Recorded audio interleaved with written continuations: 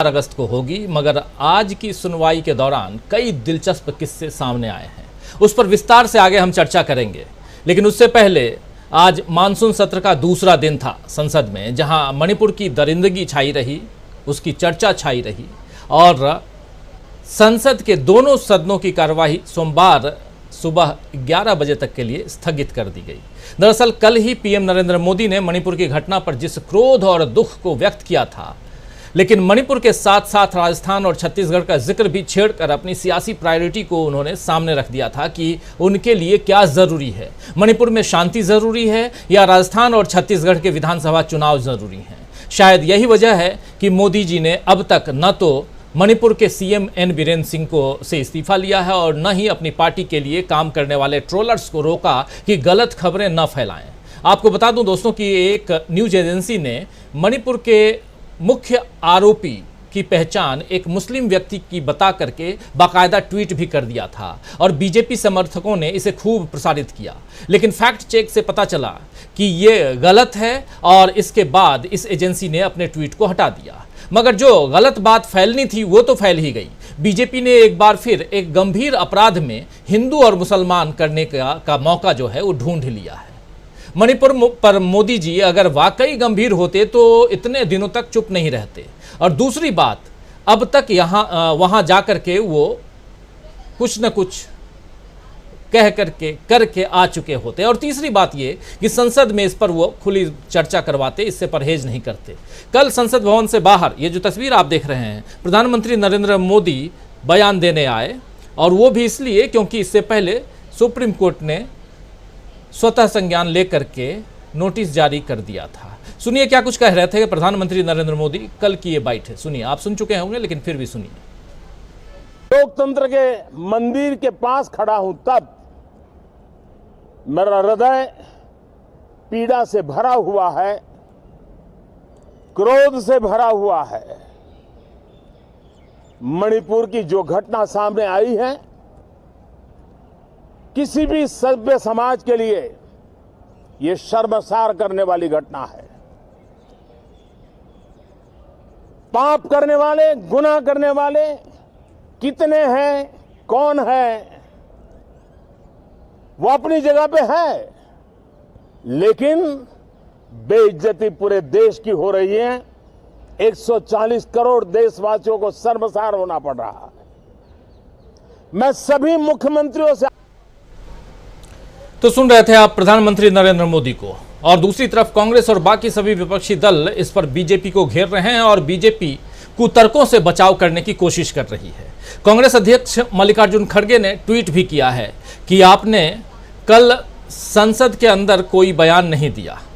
यदि आप क्रोधित होते तो कांग्रेस शासित राज्यों के साथ झूठी समरूपता बनाने के बजाय सबसे पहले अपने मणिपुर के मुख्यमंत्री को बर्खास्त करते। इंडिया आपसे अपेक्षा करता है कि आप आज संसद में एक विस्तृत बयान देंगे, न केवल एक घटना पर बल्कि 80 दिनों की हिंसा पर, जिस पर राज्य और केंद्र में आपकी सरकार बिल्कुल असहाय और पक्षपातहीन दिख रही है। ये खड़गे साहब का कहना है। और खड़गे जी के इस ट्वीट के बाद जैसा अनुमान था, संसद के दोनों सदनों में हंगामा हुआ और सोमवार तक कार्रवाई स्थगित कर दी गई। रक्षा मंत्री राजनाथ सिंह ने कहा है इसके बाद कि मैंने सर्वदलीय बैठक में ये कहा था और मैं इसे संसद में दोहराता हूं कि हम मणिपुर पर संसद में सदन के अंदर चर्चा चाहते हैं, लेकिन मैं देख रहा हूं कि कुछ राजनीतिक दल हैं जो अनावश्यक रूप से यहां ऐसी स्थिति पैदा करना चाहते हैं ताकि मणिपुर पर चर्चा ना हो सके। सुनिए जरा राजनाथ सिंह को। अध्यक्ष महोदय, मणिपुर की घटना निश्चित रूप से बहुत ही गंभीर है और इसकी गंभीरता को समझते हुए हमारे प्रधानमंत्री जी ने स्वयं ये बात को कहा है। मणिपुर में जो कुछ भी हुआ है उससे पूरा का पूरा राष्ट्र शर्मसार हुआ है और यहाँ तक कि मणिपुर की घटनाओं को लेकर कठोर से कठोर कार्रवाई किए जाने की बात हमारे प्रधानमंत्री जी ने कही है और हम चाहते हैं कि मणिपुर की घटना पर संसद में चर्चा। तो बड़ी चालाकी से बीजेपी अपनी जिम्मेदारी विपक्ष पर डाल रही है। हालांकि जनता सब देख रही है। बीजेपी न सिर्फ संसद के अंदर घिर रही है बल्कि बाहर भी कांग्रेस उसे घेर रही है। आज मध्य प्रदेश के ग्वालियर में प्रियंका गांधी ने बड़ी रैली की जिसमें हजारों लाखों लोग आए। आप जानते हैं कि ग्वालियर सिंधिया राजघराने का गढ़ है और ज्योतिरादित्य सिंधिया को घेरने का काम कांग्रेस ने उनके घर में घुसकर किया है। सुनिए जरा क्या कुछ कह रही हैं प्रियंका गांधी। और प्रियंका गांधी यही नहीं रुकी बल्कि मोदी सरकार, मणिपुर, सिंधिया और शिवराज सिंह चौहान सबको घेरा। सुनिए। तो मैं आपसे पूछना चाहती हूं कि ये जन आक्रोश लिखा है, ये जन आक्रोश किस बात का? ये जन आक्रोश आपके ही मुद्दों पर है कि नहीं है? और यहां खड़े होकर मैं भी इस 30 मिनट के भाषण में 10 मिनट प्रधानमंत्री जी की आलोचना कर सकती हूं। 10 मिनट के लिए मैं ये कह सकती हूं कि कितनी घोषणाएं, नकली घोषणाएं की, कितने घोटाले किए, कितने नाटक करते हैं शिवराज जी। और मैं 10 मिनट के लिए सिंधिया जी के बारे में भी बोल सकती हूं कि किस तरह से अचानक उनकी विचारधारा ही पलट गई। लेकिन आज मैं यहां आपका ध्यान भटकाने के लिए नहीं आई हूं। मैं आपके मुद्दों पर बात करने आई हूं। और आज जो सबसे बड़ा मुद्दा है आपका, मैं जानती हूं क्या है। महंगाई का मुद्दा है। सबसे बड़ा मुद्दा आज महंगाई है। मणिपुर में 2 महीनों से पूरा प्रदेश जल रहा है। घरों में आग लगाई जा रही है, मार काट हो रही है आपस में, महिलाओं के साथ भयावह अत्याचार हो रहा है, बच्चों के सर पर छत नहीं रहे। और हमारे प्रधानमंत्री जी ने 77 दिन के लिए कोई बयान ही नहीं दिया इस पे। वहां पे एक्शन लेना छोड़िए, एक लफ्ज नहीं कहा। कल मजबूरी में, क्योंकि एक इतना भयावह वीडियो वायरल हुआ कि वो फिर चुप नहीं रह पाए, तो मजबूरी में कल एक बयान दिया। उन्होंने एक वाक्य बोला और उस वाक्य में भी राजनीति घोल दी। उस वाक्य में भी उन्होंने उन प्रदेशों का नाम ले लिया जिसमें विपक्ष की सरकार है। तो मैं आपसे पूछ तो सुन रहे हैं आप प्रियंका गांधी को। कुल मिलाकर कांग्रेस बीजेपी को संसद से लेकर सड़क तक घेर रही है, बीजेपी घिर रही है। और दूसरी तरफ सुप्रीम कोर्ट से भी उसके लिए तत्काल फायदा नजर नहीं आ रहा है। कल सर्वोच्च अदालत ने मणिपुर पर स्वतः संज्ञान लेते हुए नोटिस जारी किया है। तो आज राहुल गांधी के केस में गुजरात सरकार और पूर्णेश मोदी को भी 10 दिन का नोटिस, यानी 10 दिन में आप जवाब दाखिल कीजिए, इसका आदेश हुआ है। जैसा पहले बता चुका हूं दोस्तों कि राहुल गांधी की सजा खारिज करने की अपील पर सुप्रीम कोर्ट में आज सुनवाई हुई। इस मामले में अगली सुनवाई अब 4 अगस्त को होगी। लेकिन आज कोर्ट रूम में एक दिलचस्प संवाद हुआ। मामले की सुनवाई कर रहे हैं 2 जजों की बेंच है। और पहले जज जो हैं उनका नाम है जस्टिस BR गवई और दूसरे जज जो हैं उनका नाम है प्रशांत कुमार मिश्रा। ये दोनों जजों की बेंच के सामने 2 वकील खड़े थे। राहुल गांधी के अपक्ष रख रहे थे वकील अभिषेक मनु सिंघवी और दूसरी तरफ से पक्ष रख रहे थे पूर्णेश मोदी जी का जो पक्ष रख रहे थे वो महेश जेठमलानी पक्ष रख रहे थे। तो यहां पर एक संवाद बहुत दिलचस्प है। जरा उस संवाद की तरफ हम बढ़ते हैं। सबसे पहले गवई साहब ने कहा कि मेरे पिता RS गवई भले ही कांग्रेस के सदस्य नहीं थे, लेकिन वो 40 सालों से अधिक समय तक पार्टी से जुड़े हुए थे और उसके समर्थन से संसद सदस्य और विधायक चुने गए थे। गवई साहब ने और भी कहा कि जस्टिस गवई की बात कर रहा हूं कि उनके भाई यानी गवई के भाई जो हैं कह रहे हैं, ये देखिए मेरे भाई भी एक नेता हैं जो आज भी कांग्रेस से जुड़े हैं। अगर किसी को मेरी पारिवारिक पृष्ठभूमि से कोई समस्या है तो कृपया मुझे बताएं। ये गवई साहब कह रहे हैं कि अगर आप दोनों में से किसी को अगर मेरी इस पारिवारिक पृष्ठभूमि से समस्या है तो कृपया मुझे बताएं। इस पर अभिषेक मनु सिंघवी ने कहा, जो राहुल गांधी के वकील हैं, उन्होंने कहा कि यह बिल्कुल न्यायपूर्ण बयान है और हमें इस पर कोई आपत्ति नहीं है। ये अभिषेक मनु सिंघवी कह रहे हैं। इसके बाद न्यायमूर्ति गवई ने फिर से कहा कि विक्टोरिया गवरी केस में मेरे इन संबंधों पर बात की गई थी अब आप तय करिए। ये कह रहे हैं गवई साहब कि एक केस, दूसरा केस था विक्टोरिया गवरी के केस, उसमें मेरे इन संबंधों को लेकर के बात की गई थी, इसलिए आप दोनों तय कर लीजिए कि मुझे ये केस सुनना चाहिए या नहीं सुनना चाहिए। इसके बाद जस्टिस गवई ने साफ साफ कहा कि अगर किसी को मेरी पारिवारिक पृष्ठभूमि से कोई समस्या है तो कृपया बताएं। ये तमाम बातें हो रही हैं। इस पर अभिषेक मनु सिंघवी ने फिर से कहा कि हाँ, हम जानते हैं, हमें आपसे इस मामले की सुनवाई करने पर कोई आपत्ति नहीं है। तब जाकर के गवई साहब जो हैं वो तैयार हुए और उन्होंने सुनवाई शुरू की। तो सुप्रीम कोर्ट में ये जो सुनवाई है, ये जो चर्चा है, दिलचस्प चर्चा, ईमानदारी की मिसाल है दोस्तों। क्योंकि जज जो बैठे हुए हैं, 2 जजों की पीठ में से एक जज कह रहा है कि मेरा संबंध कहीं ना कहीं कांग्रेस पार्टी से है, मेरी जो पारिवारिक पृष्ठभूमि है वो कांग्रेस पार्टी से कहीं ना कहीं ताल्लुक रखती है, लेकिन आप दोनों तय कर लीजिए कि मुझे ये केस सुनना है कि नहीं सुनना है। यानी आप दोनों बताइए कि मैं इस बेंच में एक सदस्य के रूप में रहूं या ना रहूं। तो एक दिलचस्प वाकया आज ये हुआ राहुल गांधी के केस में, लेकिन अब राहुल गांधी के भविष्य की जो फैसला है वो 4 अगस्त को होगा और तभी तय होगा कि राहुल गांधी संसद में इस सत्र में आ पाएंगे या नहीं। लेकिन ये देखना अभी दिलचस्प है कि बीजेपी अगले साल संसद में किस तरह बैठेगी, किस तरफ बैठेगी। यानी वो 2024 की बात कर रहा हूं।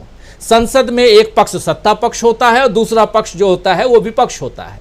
क्या बीजेपी अगले 2024 के चुनाव के बाद, ये जो महीना चल रहा है, जुलाई का महीना, जून जुलाई से ही, यानी मई के बाद जून या जुलाई में, या कहें ठीक इसी समय सदन के अंदर विपक्ष में बैठेगी?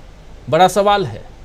ये सवाल का जवाब शायद बीजेपी के लोग अभी से जान रहे होंगे और उनसे ज्यादा देश की जनता जानती है, क्योंकि अभी माहौल जिस तरह Indian national developmental inclusive alliance यानी इंडिया या कहें तो कांग्रेस और बाकी विपक्ष के फेवर में बन रहा है, उससे बीजेपी परेशान हो रही है। और आज सुप्रीम कोर्ट में जिस तरह सुनवाई हुई है उससे बीजेपी की राहुल गांधी को कमजोर करने की कोशिशों को और धक्का लगा है।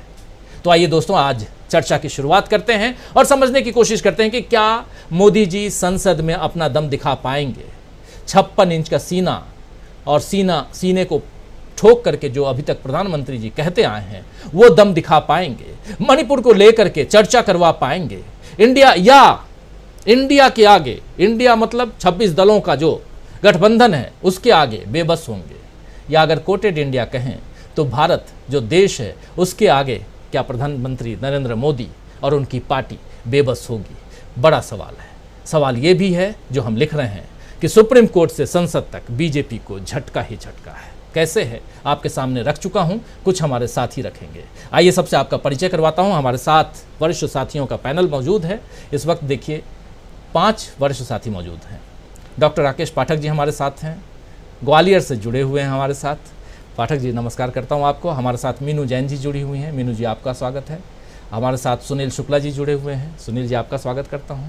हमारे साथ डॉक्टर दीपक पाचपोर जी हैं। दीपक जी आपका स्वागत है। और हमारे साथ अमलिंदु उपाध्याय जी हैं। आप पांचों का स्वागत है। स्वागत, इस्तकबाल आप तमाम दोस्त साथी शुभचिंतक आप सबका जो अब तक जुड़ चुके हैं, जो जुड़ने वाले हैं। सबसे पहले आना चाहता हूं मीनू जी आपके पास। सब कुछ आपके सामने है।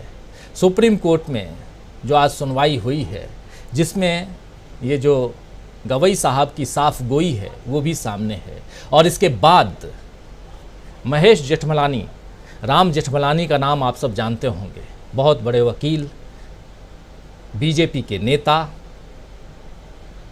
अब वो नहीं रहे, लेकिन उनके बेटे हैं महेश जी, वो पूर्णेश मोदी का केस लड़ रहे हैं। अभिषेक मनु सिंघवी जो हैं वो लड़ रहे हैं राहुल गांधी की तरफ से, उनकी टीम लड़ रही है। वो खुद आज मौजूद थे। 4 तारीख को सुनवाई होनी है राहुल गांधी की। जो कुछ हुआ सामने, आपकी पहली प्रतिक्रिया मीनू जी। प्रतिक्रिया में सबसे महत्वपूर्ण बात एक और भी कही है जस्टिस गवई ने। उन्होंने कहा है कि गुजरात हाईकोर्ट ने जो स्टे ऑर्डर पे जो अपना फैसला सुनाया, राहुल गांधी स्टे लेने के लिए गए थे कन्विक्शन पे गुजरात हाईकोर्ट में, तो उन्होंने वो 100 पन्नों से ज्यादा का फैसला उन्होंने दिया है, उसके ऊपर अपना निर्णय जो दिया है। उन्होंने कहा इतना लंबा 100 पेज से ज्यादा का उन्होंने फैसला दिया, इसकी क्या जरूरत थी? इन अ वे उनका ये कहना था कि, और वो भी एक स्टे के लिए कि और उन्होंने कहा कि हम गुजरात की कोर्ट्स में इस तरह की ये बातें देख रहे हैं, इस तरह की जो लंबे लंबे फैसले लिखने की। तो इन अ वे एक जिसको कहते हैं कि गुजरात कोर्ट्स की जो प्रोसीडिंग्स है वो एक उन्होंने क्वेश्चन मार्क लगाया है। अभी इससे ज्यादा तो स्पष्ट नहीं कह सकते थे। और रही बात वो उनको नोटिस दिए जाने की पूर्णेश मोदी को और गुजरात सरकार को, तो देखिए उन्होंने कैविएट डाली थी पूर्णेश मोदी ने। तो कोई कैविएट डालने का मतलब ही यही होता है कि इस बारे में जो भी कुछ सुनवाई हो या कोई फर्दर कुछ भी कोर्ट निर्णय लेगी तो उसके करने से पहले हमारे पक्ष को जरूर सुना जाए। तो पूर्णेश मोदी के पक्ष को सुनना जरूरी था, इसके लिए उन्होंने उसको नोटिस दिया है। और जो उन्होंने नोटिस में जो भी कुछ पूछा गया होगा उसके वो सवाल के जवाब वो उसमें पेश करेंगे। तो उन्होंने ये कहा है। और देखिए अभी इसमें अभी समय लगेगा। उस वाकये को जरा मैं और एलोबरेट कर देता हूं। मीनू जी, बहुत सही बात आप कह रही हैं। हुआ ऐसा कि पूर्णेश मोदी के वकील साहब ने 21 दिनों का समय मांगा, तो इन्होंने कहा कि 21 दिन क्यों? जज साहब ने, गवाई साहब ने, दोनों जजों की पीठ ने यह पूछा 21 दिन क्यों? इतना छोटा सा केस है, इसमें 21 दिन चाहिए। तो उन्होंने कहा नहीं साहब, 100 पन्ने का जो फैसला आया है गुजरात कोर्ट से, उस फैसले को आपके सामने रखना है। तो जज साहब ने कहा कि ये देखा जा रहा है कि गुजरात से इतने बड़े बड़े फैसले आ रहे हैं इस पर, लेकिन 10 दिन से ज़्यादा हम आपको नहीं देंगे। यही बात आप रख रही हैं मीनू जी, बस आपकी बात को ही दोहरा रहा था। बहुत शुक्रिया आपको, बीच में आपको इंटरप्ट कर रहा था। जी प्लीज अपनी बात रखिए। तो उन्होंने जो ये कहा है, देखिए वो 21 दिन जो आपने बताया अभी मुझे कि 21 दिन मांग रहे थे, उनकी चाल ये थी कि इस दौरान संसद का सत्र खत्म हो जाएगा इसी दौरान से। और जो वो चाहते हैं कि अगर राहुल गांधी पहुंचे या नहीं पहुंच पाए उसको रोकने के लिए। देखिए और अगर ना भी हो तो वो अड़चन अड़ा देंगे। अभी भी उनको कोई बदमाशी करने में कम नहीं है। याद है आपको कि राफेल के केस में भी बार बार की अभी कुछ ये गलती से टाइप हो गया है, इसको हम दोबारा से ठीक करके देंगे, तो उस बहाने से फिर और समय ले लिया। तो उनके पास इस तरह के जो चालबाजियां करने के बहुत सारे उनके पास नुस्खे हैं, तो वो उससे कर सकते हैं। तो अभी तो जो इंतजार रहेगा जो 4 तारीख का कि क्या जवाब आता है। तो आई थिंक सो कि जवाब आती तुरंत तो कोर्ट फैसला दे नहीं देगी, वो जवाब पढ़ेंगे न्यायाधीश महोदय, उसके बाद एक तारीख और लगेगी, तो तब कुछ फैसला सामने आएगा। बट होपफुल है क्योंकि ये जिस तरीके से जो इस वक्त कोर्ट जिस तरीके से काम कर रहा है, तो उसमें लगता है कि न्यायिक प्रक्रिया या संविधान की रक्षा जरूर करेगा इस मामले में भी कोर्ट। और इसमें जो मुख्य तौर पे तो ये बड़ा फ्रिवलस सा केस है। देखिए पूर्णेश मोदी, जो मैं अपनी राय दे रही हूँ, मैं कोई कानून की जानकार नहीं हूँ ना मैंने कोई कानून पढ़ा है, लेकिन जितना पढ़ा है स्टडी खुद से किया है, उसमें पूर्णेश मोदी कोई मोदी समाज के वो तो है नहीं नेता। और दूसरी बात ये कि उनका नाम भी नहीं है उसमें, तो और वो समाज के बिहाफ पे डिफेमेशन दाखिल नहीं कर सकते पूर्णेश मोदी जी। लेकिन मीनू जी, अब ये मामला चूंकि कोर्ट में आ गया है, हम लोग अपने बयान अपने विचार से थोड़ा बचे तो ज़्यादा अच्छा है। लेकिन जो वहाँ पे बातें हुई हैं वो थोड़ा और रख देना चाहता हूँ और फिर आता हूँ। आज थोड़ा जल्दी आप लोगों के बीच आऊँगा और डॉक्टर राकेश पाठक जी के पास आता हूँ, क्योंकि राकेश पाठक जी एक केस और लड़ रहे हैं, इसलिए भी इनके पास आऊँगा, उनसे भी समझूंगा। इस दरमियान अभिषेक मनु सिंघवी ने अपनी बात रखी। उन्होंने कहा कि हमारे जो राहुल गांधी हैं जिनको सजा हुई है, एक सत्र निकल चुका है, दूसरा सत्र अभी मानसून सत्र चल रहा है और ये सत्र भी निकला जा रहा है। ऐसे में हमारी आपसे यही आग्रह है, अनुरोध है कि आप इस पर जल्दी से जल्दी सुनवाई कीजिए। तो और अब 100 दिन होने को भी है और वायनाड में भी तैयारी चल रही है चुनाव की, इसलिए भी इस केस को जल्दी सुनना ज़रूरी है। तो ये तमाम दलीलें यहाँ अभिषेक मनु सिंघवी की तरफ से दी गई हैं राहुल गांधी के पक्ष में। अब जो फैसला या जो भी सुनवाई, अगली सुनवाई, क्योंकि अभी गुजरात सरकार का भी इस पर जवाब आना है, पूर्णेश मोदी की तरफ से जवाब आना है और 2 जजों की पीठ इस पूरे मसले को देख रही है, सुन रही है। डॉक्टर राकेश पाठक जी, आप एक केस लड़ रहे हैं गांधी जी की डिग्री को लेकर के कि वो वकील थे या नहीं थे, वकालत उन्होंने की थी कि नहीं की थी। और उस पर भी अभी शायद जहाँ तक मुझे ध्यान आ रहा है कि कल आपकी सुनवाई है उस पर, और आज इधर सुनवाई जो है वो राहुल गांधी की उस पर चर्चा कर रहे हैं। कानून को बहुत नज़दीक से आप देख भी रहे हैं। जो कुछ सुप्रीम कोर्ट में हो रहा है राहुल गांधी के केस को लेकर के, उस पर आपकी प्रतिक्रिया क्या है? क्या कुछ आप देख रहे हैं और ये केस कहां तक आगे जाता हुआ दिखाई दे रहा है? राजीव जी, पहले तो गांधी जी वाले केस का बहुत संक्षेप में आपके दर्शकों तक सूचना पहुंचा दूं कि लेफ्टिनेंट गवर्नर जम्मू कश्मीर मनोज सिन्हा ने ग्वालियर में एक कार्यक्रम में कहा था कि गांधी जी के पास कोई डिग्री नहीं थी, और बहुत स्पष्ट कहा था लॉ डिग्री नहीं थी, वो तो हाई स्कूल पास थे। इस पर मैंने केस किया है, एमपी एमएलए स्पेशल कोर्ट में चल रहा है, मेरे बयान हो चुके हैं। कल 22 तारीख को मेरी तरफ से जो मुझे गवाह प्रस्तुत करने जो उस कार्यक्रम में थे, जिन लोगों ने सुना था कि मनोज सिन्हा ने ये कहा है, उनके बयान कल होने हैं ग्वालियर में। मैं ग्वालियर में ही हूं इस वक्त।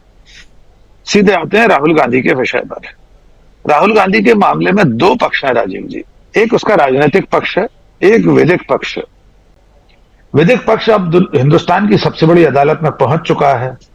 कितनी अच्छी बात है कि हमारे सर्वोच्च न्यायालय के न्यायाधीश खुद कह रहे हैं कि उनके परिवार की संबद्धता कांग्रेस से थी, उस विचारधारा से थी, है आज भी उनके भाई उसमें सक्रिय है। तो अगर आपको ऐतराज हो तो मैं हट जाता हूं। उससे भी अच्छी बात यह है कि वादी प्रतिवादी दोनों की तरफ के वकीलों ने उन पर भरोसा किया कि नहीं, हमें कोई आपत्ति नहीं, आप ही इसकी सुनवाई करें। न्यायपालिका के प्रति अगर यह आस्था बनी रहे, बची रहे, तो देश के लिए, लोकतंत्र और संविधान और आम लोगों के लिए बहुत बेहतर होगा। दूसरी बात, सुप्रीम कोर्ट ने जो कुछ कहा उसमें एक आखिर में लाइन है कि गुजरात की अदालतों में जो हो रहा है, आप राजीव जी उसको पढ़िएगा, जहां उन्होंने 100 पेज की बात कही कि इतने लंबे फैसले की इसमें क्या जरूरत थी, उसमें शायद उन्होंने अंत में यह भी कहा है कि गुजरात की अदालतों में कुछ अजीब सा हो रहा है, कुछ तो गड़बड़ है टाइप का कोई वाक्य है वो। और ये पहली बार नहीं है। एक अंतर्राष्ट्रीय संस्था कोई है, मैं उसका नाम भूल रहा हूं, उसने गुजरात के न्यायालयों में पिछले 8-10 सालों में, 20 सालों में, जब से नरेंद्र मोदी जी वहां 13 साल मुख्यमंत्री रहे और अब देश के प्रधानमंत्री हैं, वहां की अदालतों के और गुजरात हाईकोर्ट तक के फैसलों की मीमांसा की है। और उस आधार पर दुनिया भर में इस चीज पर नजर रखी जा रही है कि भारत में एक राज्य ऐसा है कि जहां पर न्यायपालिका भी सत्ता के संरक्षण में, सत्ता की मंशा से काम कर रही है। ये मेरा आरोप नहीं है, एक संस्था बाकायदा इसका विश्लेषण कर रही है। और आज सुप्रीम कोर्ट ने भी कहा है कि दया कुछ तो गड़बड़ है। ये इसका विधिक पक्ष है कि गुजरात की अदालतें क्या सचमुच इस देश में न्याय के नैसर्गिक सिद्धांतों पर काम करने के बजाय एक विचारधारा, एक दल या एक व्यक्ति, उसको नजर में रखकर उसके हित में फैसले कर रही है? अगर हां, तो यह ज्यादा चिंताजनक बात है। राहुल गांधी की चिंता हमको और आपको नहीं है। हमारी चिंता का विषय है न्याय के जो नैसर्गिक सिद्धांत हैं, जो न्याय का, प्राकृतिक न्याय का सिद्धांत है, डिवाइन जस्टिस, अगर वो नहीं हो रहा है एक राज्य विशेष में, तो बहुत चिंताजनक बात है। तीसरी बात, राहुल गांधी के मामले में जो इसका राजनीतिक पक्ष है वो ये है कि सत्ता में बैठे लोग नहीं चाहते कि राहुल गांधी देश की सबसे बड़ी पंचायत में आकर बैठे, वहां सरकार से सवाल पूछें। वे मोडानी पर सवाल पूछें, वे राफेल पर सवाल पूछें, वे पेगासस पर सवाल पूछें, वे मणिपुर पर सवाल पूछें। सरकार नहीं चाहती। सरकार तो यह भी नहीं चाहती कि वो उस पंचायत में जा सके या सड़क पर भी उतरे। सड़क पर भी उन्हें चलने देना नहीं चाहती वो। मणिपुर में जिस तरह उन्हें रोका गया वो हमने देखा है। भारत जोड़ो यात्रा में भी यदा कदा व्यवधान आते रहे। उस यात्रा को बदनाम करने के लिए झूठी तस्वीरों, झूठी बातों से अभियान चलाया गया था। तो मैं आज अभी इस मुकाम पर यह समझता हूं कि राहुल गांधी के राजनीतिक रास्ते को रोकने के लिए कानूनी और प्रशासनिक, राजनीतिक सब तरह के प्रयास सत्ता कर रही है। पर मैं उम्मीद करता हूं सुप्रीम कोर्ट से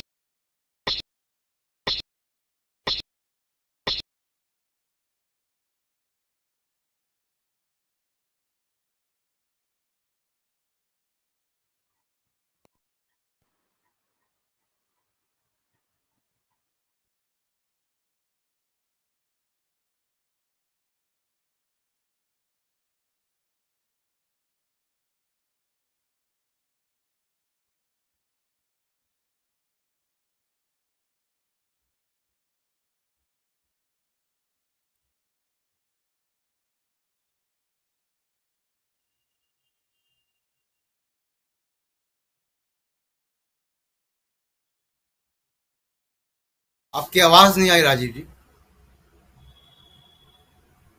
आपकी आवाज नहीं आ रही।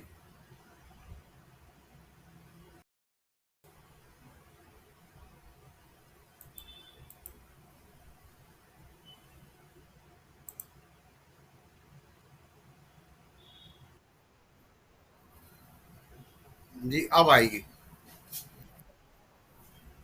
मैं अभी भी नहीं आ रही आवाज।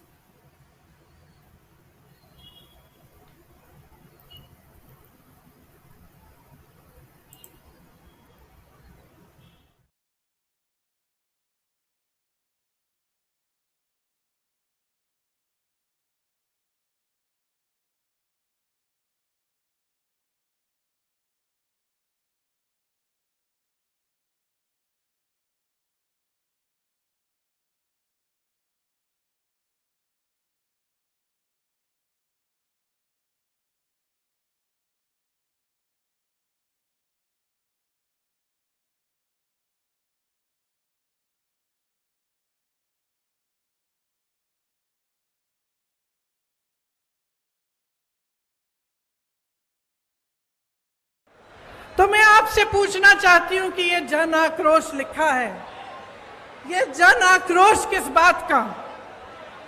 ये जन आक्रोश आपके ही मुद्दों पर है कि नहीं है? और यहां खड़े होकर मैं भी इस 30 मिनट के भाषण में 10 मिनट प्रधानमंत्री जी की आलोचना कर सकती हूं।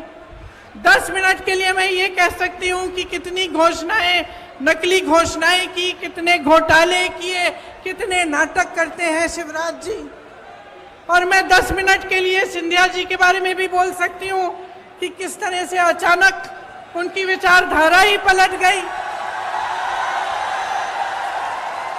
लेकिन आज मैं यहां आपका ध्यान भटकाने के लिए नहीं आई हूं, मैं आपके मुद्दों पर बात करने आई हूं। और आज जो सबसे बड़ा मुद्दा है आपका, मैं जानती हूं क्या है। महंगाई का मुद्दा है।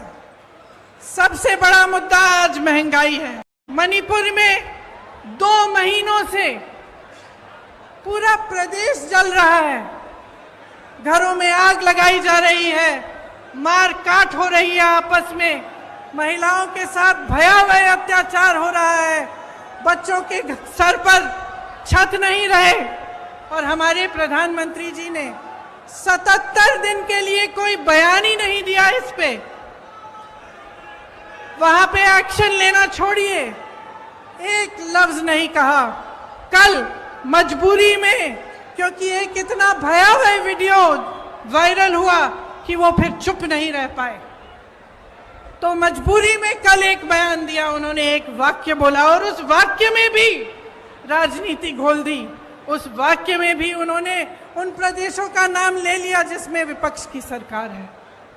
तो मैं आपसे पूछना चाहती हूं कि ये जन आक्रोश लिखा है, ये जन आक्रोश किस बात का? ये जन आक्रोश आपके ही मुद्दों पर है कि नहीं है? और यहां खड़े होकर मैं भी इस 30 मिनट के भाषण में 10 मिनट प्रधानमंत्री जी की आलोचना कर सकती हूं। 10 मिनट के लिए मैं ये कह सकती हूं कि कितनी घोषणाएं, नकली घोषणाएं की, कितने घोटाले किए, कितने नाटक करते हैं शिवराज जी। और मैं 10 मिनट के लिए सिंधिया जी के बारे में भी बोल सकती हूं कि किस तरह से अचानक उनकी विचारधारा ही पलट गई। लेकिन आज मैं यहां आपका ध्यान भटकाने के लिए नहीं आई हूं, मैं आपके मुद्दों पर बात करने आई हूं। और आज जो सबसे बड़ा मुद्दा है आपका, मैं जानती हूं क्या है। महंगाई का मुद्दा है। सबसे बड़ा मुद्दा आज महंगाई है। मणिपुर में 2 महीनों से पूरा प्रदेश जल रहा है, घरों में आग लगाई जा रही है, मार काट हो रही है आपस में, महिलाओं के साथ भयावह अत्याचार हो रहा है, बच्चों के सर पर छत नहीं रहे। और हमारे प्रधानमंत्री जी ने 77 दिन के लिए कोई बयान ही नहीं दिया इस पे। वहां पे एक्शन लेना छोड़िए, एक लफ्ज नहीं कहा। कल मजबूरी में, क्योंकि एक इतना भयावह वीडियो वायरल हुआ कि वो फिर चुप नहीं रह पाए। तो मजबूरी में कल एक बयान दिया, उन्होंने एक वाक्य बोला और उस वाक्य में भी राजनीति घोल दी। उस वाक्य में भी उन्होंने उन प्रदेशों का नाम ले लिया जिसमें विपक्ष की सरकार है। तो मैं आपसे पूछना चाहती हूं कि ये जन आक्रोश लिखा है, ये जन आक्रोश किस बात का? ये जन आक्रोश आपके ही मुद्दों पर है कि नहीं है? और यहां खड़े होकर मैं भी इस 30 मिनट के भाषण में 10 मिनट प्रधानमंत्री जी की आलोचना कर सकती हूं। 10 मिनट के लिए मैं ये कह सकती हूं कि कितनी घोषणाएं, नकली घोषणाएं की, कितने घोटाले किए, कितने नाटक करते हैं शिवराज जी। और मैं 10 मिनट के लिए सिंधिया जी के बारे में भी बोल सकती हूं कि किस तरह से अचानक उनकी विचारधारा ही पलट गई। लेकिन आज मैं यहां आपका ध्यान भटकाने के लिए नहीं आई हूं, मैं आपके मुद्दों पर बात करने आई हूं। और आज जो सबसे बड़ा मुद्दा है आपका, मैं जानती हूं क्या है। महंगाई का मुद्दा है। सबसे बड़ा मुद्दा आज महंगाई है। मणिपुर में 2 महीनों से पूरा प्रदेश जल रहा है, घरों में आग लगाई जा रही है, मार काट हो रही है आपस में, महिलाओं के साथ भयावह अत्याचार हो रहा है, बच्चों के सर पर छत नहीं रहे। और हमारे प्रधानमंत्री जी ने 77 दिन के लिए कोई बयान ही नहीं दिया इस पे।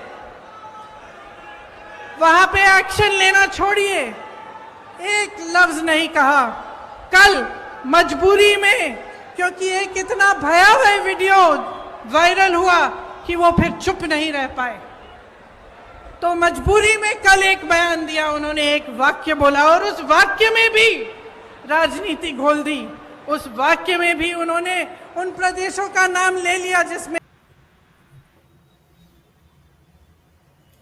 जी, मैं जो मीनू जी बात कह रही थी राजीव जी, मैं उसी बात को आगे बढ़ाता हूँ कि जसपई के बारे में बात हो रही थी और राहुल गांधी का जो पूर्णेश मोदी की अवमानना का मामला सुप्रीम कोर्ट तक पहुंचा है, उस बारे में देखिए जस्टिस गवई क्यों कह रहे थे, मीनू जी की बात को मैं आगे बढ़ाऊं अगर, कि गुजरात से लंबे लंबे जजमेंट आते हैं।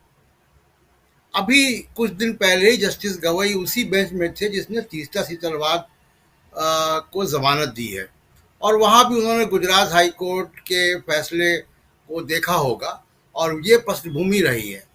अब देखिए 2-3 बातें हैं जो सुप्रीम कोर्ट को तय करनी है।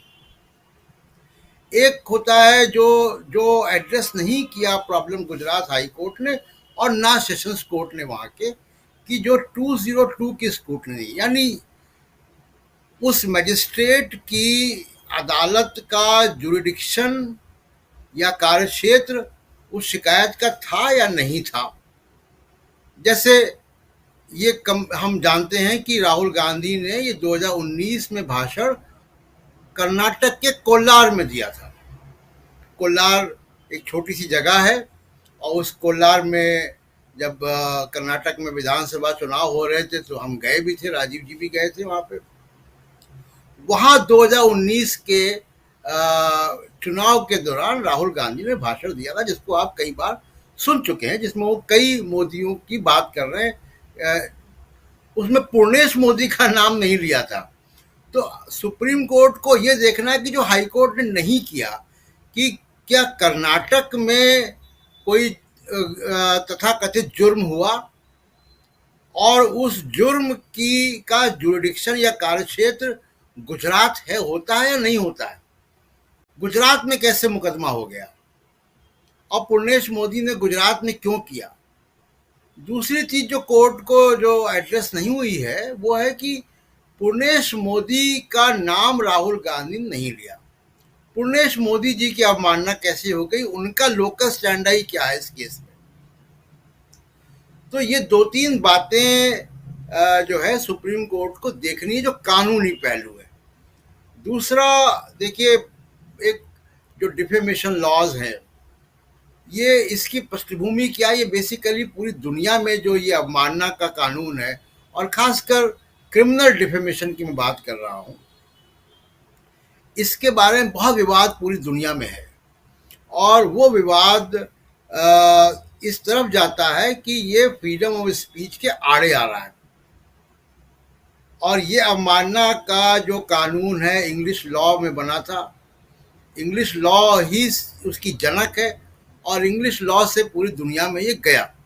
ये कानून उस वक़्त बने थे जब बड़े रईस और शरीफ लोग अपने विवादों को बचाने के लिए, अपनी आलोचना को बचाने के लिए, अपनी आलोचना से अपने आप को परे रखने के लिए ऐसे सख्त कानून बनाए। और उसके बाद ये ह्यूमन राइट का कंसर्न दुनिया भर में आने से पहले के लॉज हैं। जब ह्यूमन राइट की बात होने लगी, मानवाधिकारों की बात होने लगी, जब फ्रीडम ऑफ स्पीच की बात होने लगी, अभिव्यक्ति की आज़ादी की बात शुरू हुई, तब इन कानूनों पर सवालिया निशान खड़े हुए।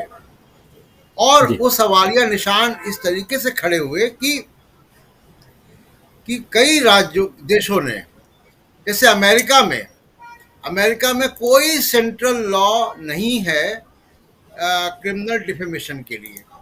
लगभग आधे से भी ज़्यादा राजीव जी राज्यों ने वहाँ पे इनको निरस्त कर दिया है। दुनिया भर में ये डिबेट है।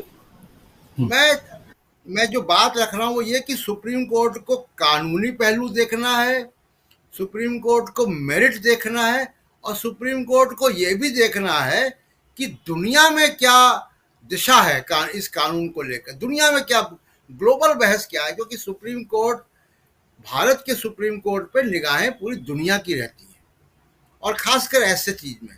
तो मुझे लगता है कि सुप्रीम कोर्ट इन 3-4 चीज़ों को एड्रेस करेगा। एक, मैं रिपीट कर दूं कि जुरिडिक्शन कोलार में दिए गए भाषण का गुजरात में कैसे है, पूर्णेश मोदी साहब की अवमानना कैसे हो गई जिनका नाम भी राहुल गांधी नहीं लिया। क्या मोदी अपने आप में कोई एक समाज है क्या? क्योंकि मोदी पारसी भी होते हैं, मोदी सरनेम के लोग जो हैं वो मारवाड़ी भी होते हैं, और नरेंद्र मोदी भी मोदी हैं, वो बनिया समाज से आते हैं। बिहार में सुशील मोदी जो हैं वो बनिया समाज से आते हैं। तो कई प्रकार के मोदी आपको मिलेंगे अलग अलग सरनेम में, और ये कोई मोदी सरनेम के साथ ही कोई अजूबी बात नहीं है। भारत का समाज ऐसा है, तमाम तरीके के सरनेम इवन हिंदू मुसलमान में एक जैसे पाए जाते हैं। जैसे मान लीजिए कि मैं एग्जाम्पल दूं, त्यागी। अब त्यागी हिंदुओं में भी होते हैं, और कई हमारे ही मित्र हैं जो त्यागी हैं, जो मुसलमान हैं, जो कि त्यागी सरनेम लगाते हैं। सिंह है, वर्मा है, बहुत सारे ऐसे सरनेम आपको मिलेंगे जो अलग अलग धर्मों में अलग अलग उसमें कई ऐसे आपको मिलेंगे। बिहार में राजीव जी जो अपना सरनेम खान लगाते हैं लेकिन हिंदू हैं, ब्राह्मण हैं। तो ये सरनेम को लेकर भारत के समाज में बड़ी विविधता है, तो इसको भी सुप्रीम कोर्ट को देखना होगा। और सबसे बड़ी बात ये कि दुनिया किस तरीके से इस कानून को देख रही है। राजीव जी। बिल्कुल बिल्कुल बिल्कुल, आवाज आ रही है मेरी आप लोगों तक? जी ठीक है। एक बीच में ये टेक्निकल ग्लिच हमेशा ये पिछले दिनों देख रहा हूँ लगातार वो हो रहा है, उसको अब देखते हैं कैसे दुरुस्त होता है। आना चाहता हूँ सुनील शुक्ला जी आपके पास। सुनील जी जुड़े हैं हमारे साथ? हाँ सुनील जी नमस्कार करता हूँ। सीधा आना चाहता हूँ आप तक। बहुत कुछ हम देख रहे हैं, चाहे वो सुप्रीम कोर्ट में मामला जो है वो राहुल गांधी का हो, चाहे मामला मणिपुर का संसद में हो, और सड़क पर आज प्रियंका गांधी थी और सीधा गरज रही थी ग्वालियर में। ग्वालियर से जुड़े हुए हैं डॉक्टर राकेश पाठक जी, उन तक आएंगे और समझेंगे उनके पास जब प्रियंका गांधी को लेकर के भी बहुत सारी बातें करनी है। लेकिन पहले आपके पास आता हूं सुनील शुक्ला जी, और आपसे समझें कि जो संसद के अंदर मणिपुर को लेकर के हो रहा है, और सरकार यह आरोप लगा रही है कि विपक्ष नहीं सुनना चाहता है, विपक्ष इस पर चर्चा करना नहीं चाहता है, और दूसरी तरफ सुप्रीम कोर्ट जहां मणिपुर को लेकर के स्वतः संज्ञान में सुप्रीम कोर्ट नोटिस जारी करता है। आज राहुल गांधी को लेकर के जो बातें हुई हैं वो भी, जरा आपका नजरिया इस पे। धन्यवाद राजीव जी। जो बात सुप्रीम कोर्ट ने कही है राहुल गांधी के पिटीशन पर, वही बात लागू होती है संसद की कार्रवाई पर। जब पूर्णेश मोदी के सम्मानित अधिवक्ता ने 1 महीने का समय मांगा तो माननीय अदालत ने कहा कि 1 महीने की जरूरत क्या है, ट्रायल कोर्ट से फैसला हो चुका है, सेशन कोर्ट ने स्टे देने से मना कर दिया और हाई कोर्ट ने 100 पन्ने से ज्यादा का अपना आदेश दे रखा है। तो ऐसी कौन सी नई बात है जो आप 1 महीने में रखेंगे कोर्ट के सामने? इसलिए यह जो मांग है वो उचित नहीं है और 10 दिन के भीतर आप इसका जो आपको जवाब देना हो दाखिल कीजिए। किस बात के लिए आपको 1 महीने का समय चाहिए? कैविएट आपने दाखिल कर रखा था, यानी कि आगे पास पूरी तैयारी थी कोर्ट के सामने अपनी बात कहने के लिए। कैविएट क्यों दाखिल किया था आपने? क्योंकि आप सक्षम थे अपनी बात करना, पूरी तरह से तैयार थे कि मैं कोर्ट के सामने मैं क्या कहूंगा। उसके बाद भी आप 1 महीने का समय मांगे, जिसे कोर्ट ने स्वीकार नहीं किया। और जिस तरीके की टिप्पणियों की गुजरात हाईकोर्ट के फैसले के ऊपर, यह बहुत महत्वपूर्ण है। और इसी तरह की टिप्पणी न्यायालय ने सीतलवाड़ के मुकदमे के बारे में कहा था। इतने इस शब्द का प्रयोग किया जो आमतौर पर न्यायालयों में नहीं होता, परवर्टेड शब्द का प्रयोग किया। न्यायालयों के न्यायिक आदेशों में यह शब्द बहुत ही माने गंभीर है किसी भी न्यायमूर्ति के लिए जिसने इस तरह का आदेश पारित किया। आप संसद में आइए, संसद में आप किस तरह की बहस करना चाहते हैं? आप ये बताइए ना कि आपने मणिपुर में हिंसा को रोकने के लिए क्या किया? मणिपुर सरकार की विफलताओं को लेकर के आपने कौन सी कार्रवाई की? 70 दिनों तक जो हिंसा जारी रही उसमें जो संवैधानिक असफलताएं हैं उसको लेकर के आपने कार्रवाई क्या की?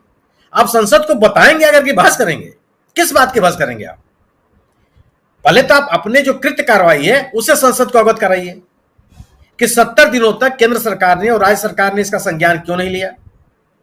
अगर उस राज्य की राज्यपाल यह कहती हैं कि 5000 से अधिक मकान जलाए गए हैं, तो वह जलाने वाले कौन लोग हैं और उनके खिलाफ कार्रवाई क्या की आपने? अगर मणिपुर की राज्यपाल यह कहती हैं कि 60,000 से अधिक लोग विस्थापित हैं और आज शिविरों में रह रहे हैं, तो किनकी वजह से रह रहे हैं वो? ये हालात क्यों पैदा हो गए और इस हालात को रोकने के लिए सरकार ने क्या किया? अगर वहां के मुख्यमंत्री ये कहते हैं कि जो ये 2 महिलाओं के साथ घटनाओं का वीडियो वायरल हुआ है, इस तरह की अनेक घटनाएं हुई हैं, तो कौन सी घटनाएं थी और अभी तक उसके बारे में कार्रवाई क्यों नहीं की गई? अगर यह जो घटनाएं हुई हैं, इन घटनाओं को तत्काल मुकदमा दर्ज क्यों नहीं किया गया? अगर पीड़ित महिला ये कहती है कि पुलिस ने हमको भीड़ को सौंप दिया था और अब तक कार्रवाई क्यों नहीं की गई? और अब तक केवल 1 आदमी या 4 आदमी की गिरफ्तारी क्यों की गई? सवाल है बहस का नहीं, आप बिल्कुल बहस कीजिए उस पर, लेकिन पहले आप सदन को यह बताइए कि आपने कार्रवाई क्या किया। अभी तक मणिपुर की सरकार बर्खास्त क्यों नहीं हुई? क्या 1996 में इसी तरह का विवाद जब मणिपुर में हुआ था तो राज्य सरकार बर्खास्त नहीं हुई थी? कांग्रेस की सरकार थी, नरसिम्हा राव जी मुख्यमंत्री थे, अपनी पार्टी की सरकार को प्रधानमंत्री ने बर्खास्त किया था और स्थिति पर नियंत्रण करने के प्रयास किए थे और स्थितियां नियंत्रित हुई। क्या 2001 में जब इस तरह के विवाद पैदा हुए थे तो प्रधानमंत्री ने हस्तक्षेप नहीं किया था? प्रधानमंत्री ने सर्वदलीय बैठक नहीं बुलाई थी, तत्काल कार्रवाई नहीं की थी, अटल बिहारी वाजपेयी ने शांति की अपील नहीं की थी पूरे राज्य के लिए? आपने क्या किया? और 77 दिनों तक जो इस तरह की निष्क्रियता बनी रही केंद्र और राज्य सरकार दोनों की तरफ से, इसका गुनाहगार कौन है? आपने जो समाज आपने बांट दिया मणिपुर में, ये कौन लोग हैं?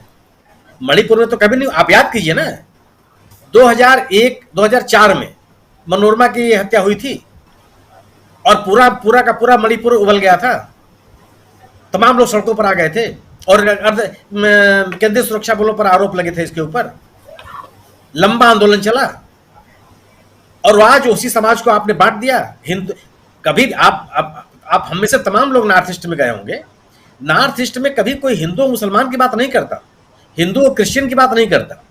ये आदिवासी हैं, ये ट्राइबल हैं, ये मिजो हैं, ये कुकी हैं, ये मैतेई हैं, ये निसी हैं, इस तरह के संबोधन दिए जाते हैं। कोई नहीं कहता कि क्रिश्चियन है, कि मुसलमान है, कि हिंदू है और क्या है। ये हालात समाज में किसने पैदा कर दिए? कौन लोग हैं वो? और क्या इतने समय तक कोई भी अब हिंसा किसी भी राज्य में कोई भी समूह शामिल हो, या तो राज्य सरकार की विफलता है, वहां कोई संवैधानिक व्यवस्था नहीं है, और या तो राज्य सरकार का संरक्षण है। तो अगर राज्य सरकार संरक्षण दे रही है तो क्यों नहीं कार्रवाई की गई अब तक? अगर राज्यपाल ये कहती हैं कि मैंने यहाँ की स्थितियों की जानकारी ऊपर दे दी है, तो ऊपर कौन लोग हैं?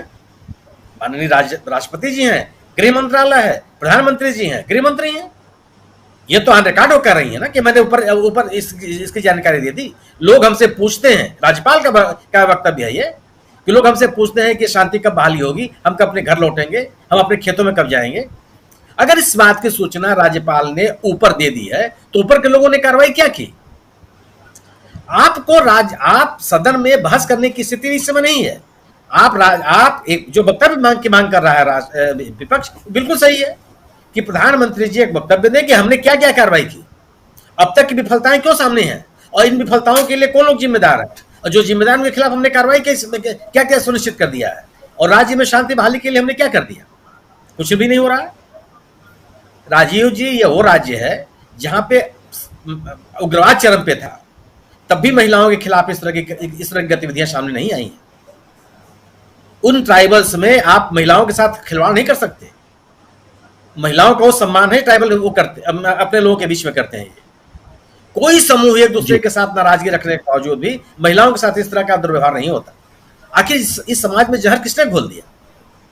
और अगर अगर अगर मणिपुर का समाज ये कहता है कि मेरा मुख्यमंत्री नहीं है, किसी वर्ग विशेष का प्रतिनिधि है, यह अविश्वास की स्थिति किसने पैदा की?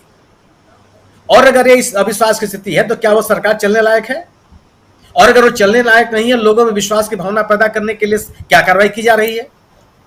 अगर मणिपुर इस राज्य का अंग है और इस तरह से हिंसा फैली हुई है वहां, अगर इस तरह से दो समूहों के बीच में अविश्वास के हालात बन गए, गनीमत है कि भी नागा उसमें शामिल नहीं हुए, और अगर वो भी शामिल हो जाते तो क्या दुर्दशा होती इस राज्य की? क्या आप एक सीमावर्ती राज्य के साथ इस तरह से आप क्या अनदेखी कर सकते हैं? आप क्या संभव है किसी राज्य में? और यह वो सरकार दावा कर सकती है कि वो कानून व्यवस्था बनाए रखने में सफल है, कि उसके असलहे लूट लिए जाएं 5000 से ज्यादा, लाखों कारतूस लूट लिए जाएं, और जो लोग लूटे हुए हैं उनके खिलाफ कार्रवाई भी ना हो। तो ये तमाम जो घटनाएं घटी हैं, ये कौन लोग हैं? आखिर महिलाओं को आगे करके अव्यवस्था फैलाने की कोशिश कौन लोग कर रहे हैं? इनके खिलाफ कार्रवाई कौन करेगा? बहस का सवाल नहीं है। सवाल यह है कि भारत सरकार एक स्टेटमेंट दे, सदन को विश्वास मिले, देश की जनता को विश्वास मिले कि जो कुछ भी मणिपुर में हो रहा है उसको नियंत्रित करने के लिए सरकार ने क्या क्या कार्रवाइयां की। आप ये कैसे कर सकते हैं? अगर आरोप तो सरकार के ऊपर बनता है कि 77 दिनों तक हिंसा फैली हुई सरकार कोई बयान नहीं दे रही है। गृह मंत्री जी सर्वदलीय बैठक दिल्ली में करते हैं, मणिपुर को लेकर के कोई बयान नहीं आता। आखिर अगर क्या उस बैठक के दौरान इस घटना की जानकारी नहीं थी? अगर ये मई की घटना है तो जी, और अगर मई घटना थे, इस तथ्य सामने थे, तो सरकार की तरफ से बयान आना चाहिए ना। यह तो पूरे मुद्दे से भटकाने की कोई लगातार सरकार कर रही है। क्या जिस तरह की घटना मणिपुर में हुई है, क्या इसी तरह घटना छत्तीसगढ़ में हुई है? क्या इसी तरह घटना राजस्थान में हुई है? राजस्थान में जो घटना हुई थी, उन अपराधियों को तत्काल गिरफ्तारी नहीं की गई? क्या राज्य सरकार ने वही लापरवाही दिखाई जो मणिपुर की सरकार ने दिखाया है? छत्तीसगढ़ में जो घटना हुई थी, क्या राज्य सरकार ने वही लापरवाही दिखाई जो मणिपुर की सरकार ने दिखाया है? क्या राजस्थान और मणिपुर सरकारी अभिलेखों में महिलाओं के खिलाफ हो रहे अपराधों में सबसे ऊपर हैं, जिनका उल्लेख कर रहे हैं आप? जो राज्य सबसे ऊपर है उनका उल्लेख क्यों नहीं करते? सुनील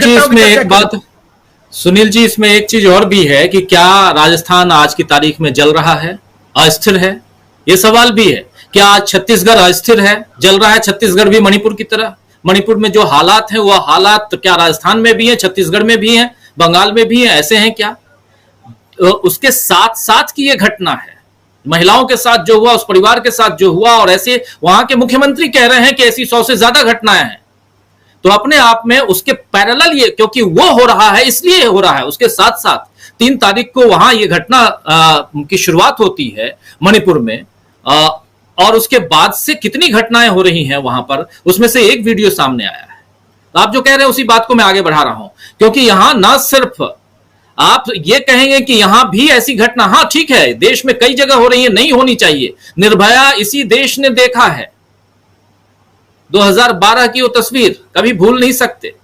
लेकिन क्या छत्तीसगढ़ में जो वही अस्थिरता है, वहां भी क्या 2 समुदाय आपस में लड़ रहे हैं, मर रहे हैं? ऐसा तो नहीं है। तो फिर यहां छत्तीसगढ़ राजस्थान का नाम क्यों आना चाहिए? सवाल तो है सुनील जी।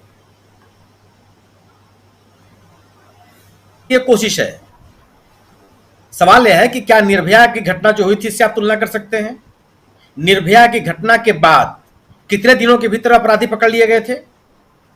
निर्भया के इलाज के लिए उस समय की यूपीए सरकार ने और दिल्ली की शीलादीक्षी सरकार ने क्या नहीं किया? दुर्भाग्य से जब निर्भया की सिंगापुर में मृत्यु हो गई और लौट करके हिंदुस्तान में उसका शव लाया गया तो एयरपोर्ट पर उसको रिसीव करने के लिए देश के प्रधानमंत्री मौजूद थे, दिल्ली की मुख्यमंत्री मौजूद थी, यूपीए की चेयरपर्सन मौजूद थी, कांग्रेस के अध्यक्ष मौजूद थे और उस परिवार को आर्थिक सहायता देने के लिए उस निर्भया के भाई ने कहा कि मैं पायलट बनना चाहता हूं। उस समय यूपीए की सरकार ने क्या किया? आपने क्या किया? उस दिन दोनों महिलाओं में किसी के पिता की हत्या हो गई, किसी के भाई की हत्या हो गई। उसमें से एक का पति भारतीय सेना का अवकाश प्राप्त कर्मी है जो कारगिल युद्ध का सेनानी रहा है। वो आप उनके साथ इस तरह का व्यवहार कर रहे हैं और जो लोग इन घटनाओं में शामिल हैं उनके खिलाफ कार्रवाई करने के लिए आप कर रहे हैं कि आप आरोप लगा रहे हैं कि विपक्ष जो है बहस नहीं करना। बहस की जरूरत ही ना, बहस करे चाहे कोई ना करे, सरकार पब्लिक डोमेन में रखे कि आपने अब तक की मणिपुर की घटनाओं को लेकर के कार्रवाई क्या किया। सवाल इस बात का है, सवाल यह नहीं है कि किसने किया। और अगर ये कौन सा आरोप है कि साहब ये संसद का सत्र शुरू होते ही इस तरह का वीडियो क्यों रिलीज किया गया? अरे आरोप तो आपके ऊपर बनता है कि इतने दिनों तक आपने इस घटना को छुपाए क्यों रखा। आरोप तो आपके ऊपर बनता है कि आपने इस तरह की घटनाएं लगातार वहां हो रही हैं और जो अपराधी हैं, दोषी हैं, उनके खिलाफ कोई कार्रवाई नहीं हो रही है। पूरा का पूरा राज्य चल रहा है और अभी तक सरकार की ओर से इस तरह की कोशिश नहीं की जा रही कि शांति बहाली हो। लोग वहां के कह रहे हैं कि हम अपने असलहे लेकर के अपनी सुरक्षा करने के लिए मजबूर हैं। इस सार्वजनिक रूप से कह रहे हैं वो लोग, जो उनसे बात कर रहा है, दोनों समुदायों के लोग इस तरह की बात कर रहे हैं। और अब इस कदर सुरक्षा का भाव पैदा हो जाए और आप ये दावा करें कि हम सुरक्षा में शांति बहाली के लिए बहुत कृत संकल्प हैं, आप दावा करें कि महिलाओं के सम्मान के लिए हम कृत संकल्प हैं। जवाब यही तो सरकार के ऊपर है और जवाब यही से सरकार बच नहीं सकती। जी बिल्कुल सही कह रहे हैं, बिल्कुल बिल्कुल। आना चाहता हूं जल्दी अब आज एक तो व्यवधान आ गया, थोड़ा जल्दी शॉर्ट में आप लोगों के पास चाहूंगा कि थोड़ा रखें अपने विचार। और संजय जी, आपसे समझना चाहता हूं, राहुल गांधी की सजा को लेकर के भी सुप्रीम कोर्ट में जो बातें हो रही, शुरुआत में हम लोग उस पर चर्चा कर भी रहे थे, लेकिन बहुत कुछ है जिस पर चर्चा होनी चाहिए, चाहे सुप्रीम कोर्ट का मामला हो, चाहे संसद का मामला हो।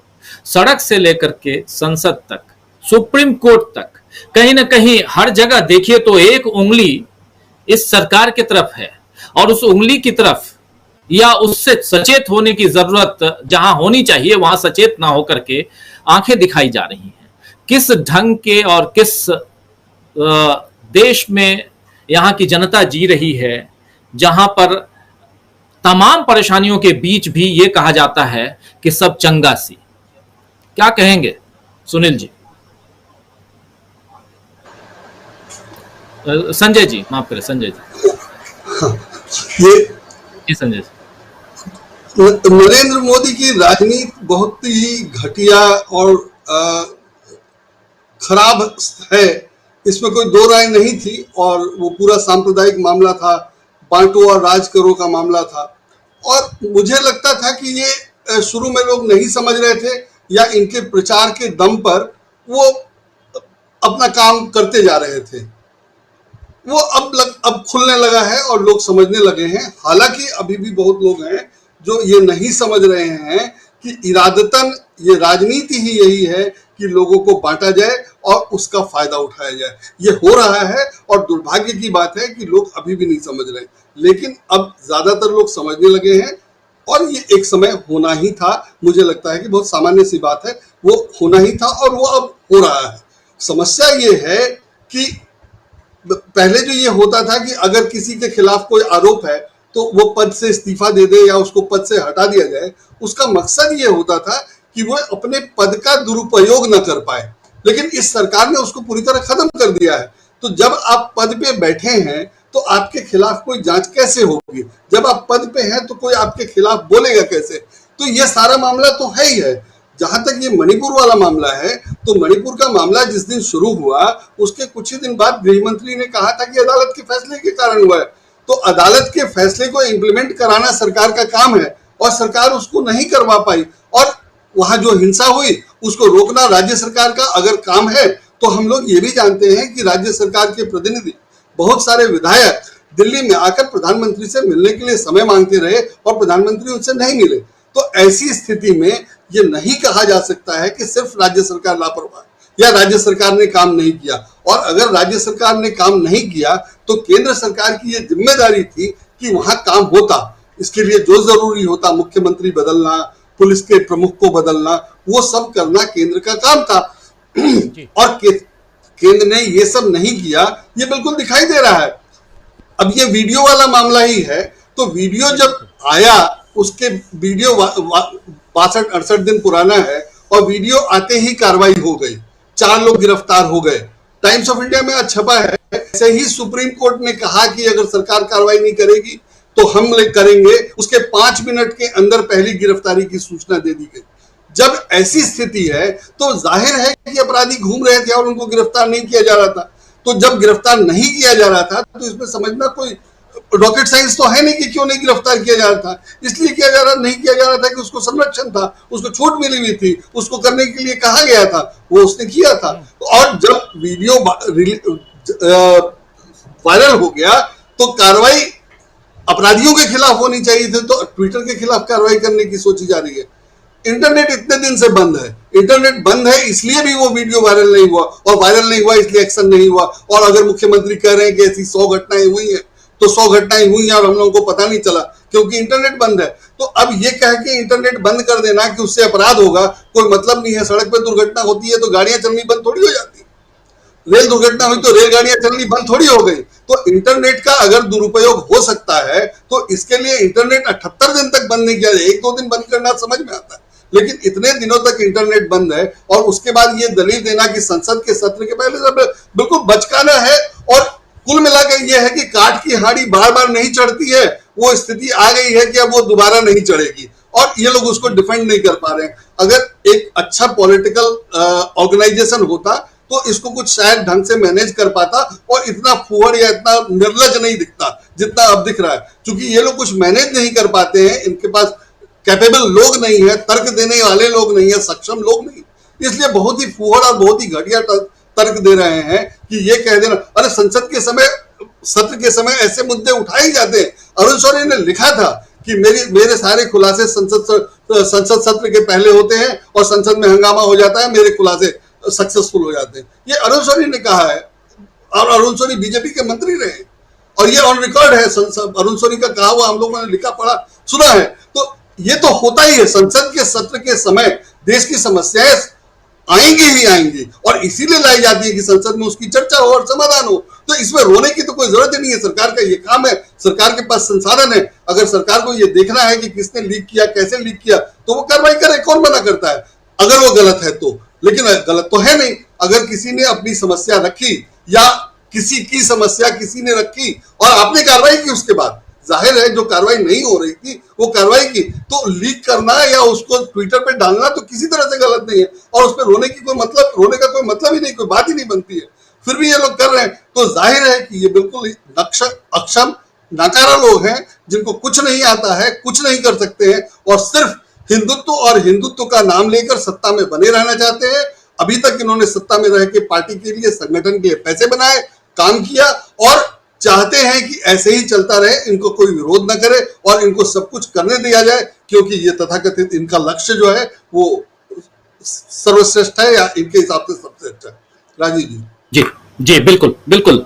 दीपक जी, आप तो छत्तीसगढ़ में हैं, क्या छत्तीसगढ़ की स्थिति इतनी भयावह है जैसा कल प्रधानमंत्री नरेंद्र मोदी कह रहे थे, या ये पूरी की पूरी राजनीति है और जिसकी चर्चा अभी कर भी रहे थे संजय कुमार सिंह साहब, और उस राजनीति को अब जनता समझने लगी है, काठ की हांडी बार बार नहीं चढ़ती है कह रहे हैं। क्या आपको लग रहा है कि राजस्थान और छत्तीसगढ़ जो है उसकी हालत मणिपुर की तरह नहीं है? जी राजीव जी, ऐसा है कि सोशल मीडिया पे एक बड़ा मजेदार किस्म का एक पोस्ट चल रही है, कह रहे हैं कि जो लोग इन तीनों राज्यों का कंपैरिजन कर रहे हैं वो अपने घर में एक सवाल पूछे अपने पिताजी को कि अगर आपके पास ट्रांसफर के 3 ऑप्शंस हैं, आप मणिपुर जाना चाहेंगे, छत्तीसगढ़ जाना चाहेंगे या राजस्थान जाना चाहेंगे, तो राजस्थान और छत्तीसगढ़ के लिए लोग तैयार हो जाएंगे, लेकिन मणिपुर कोई नहीं जाना चाहेगा। तो ये स्थिति जो है अपने आप में बता रही है और छत्तीसगढ़ को, आप भी रहे छत्तीसगढ़ में, छत्तीसगढ़ को वैसे भी शांति का टापू कहा जाता है। यहाँ कभी कभार ऐसे मामले जब उठते हैं तो उसको मिलजुल कर वो चीजें जो है हल कर दी जाती हैं। देखिए, आपको मैं एक दो उदाहरण बताता हूँ।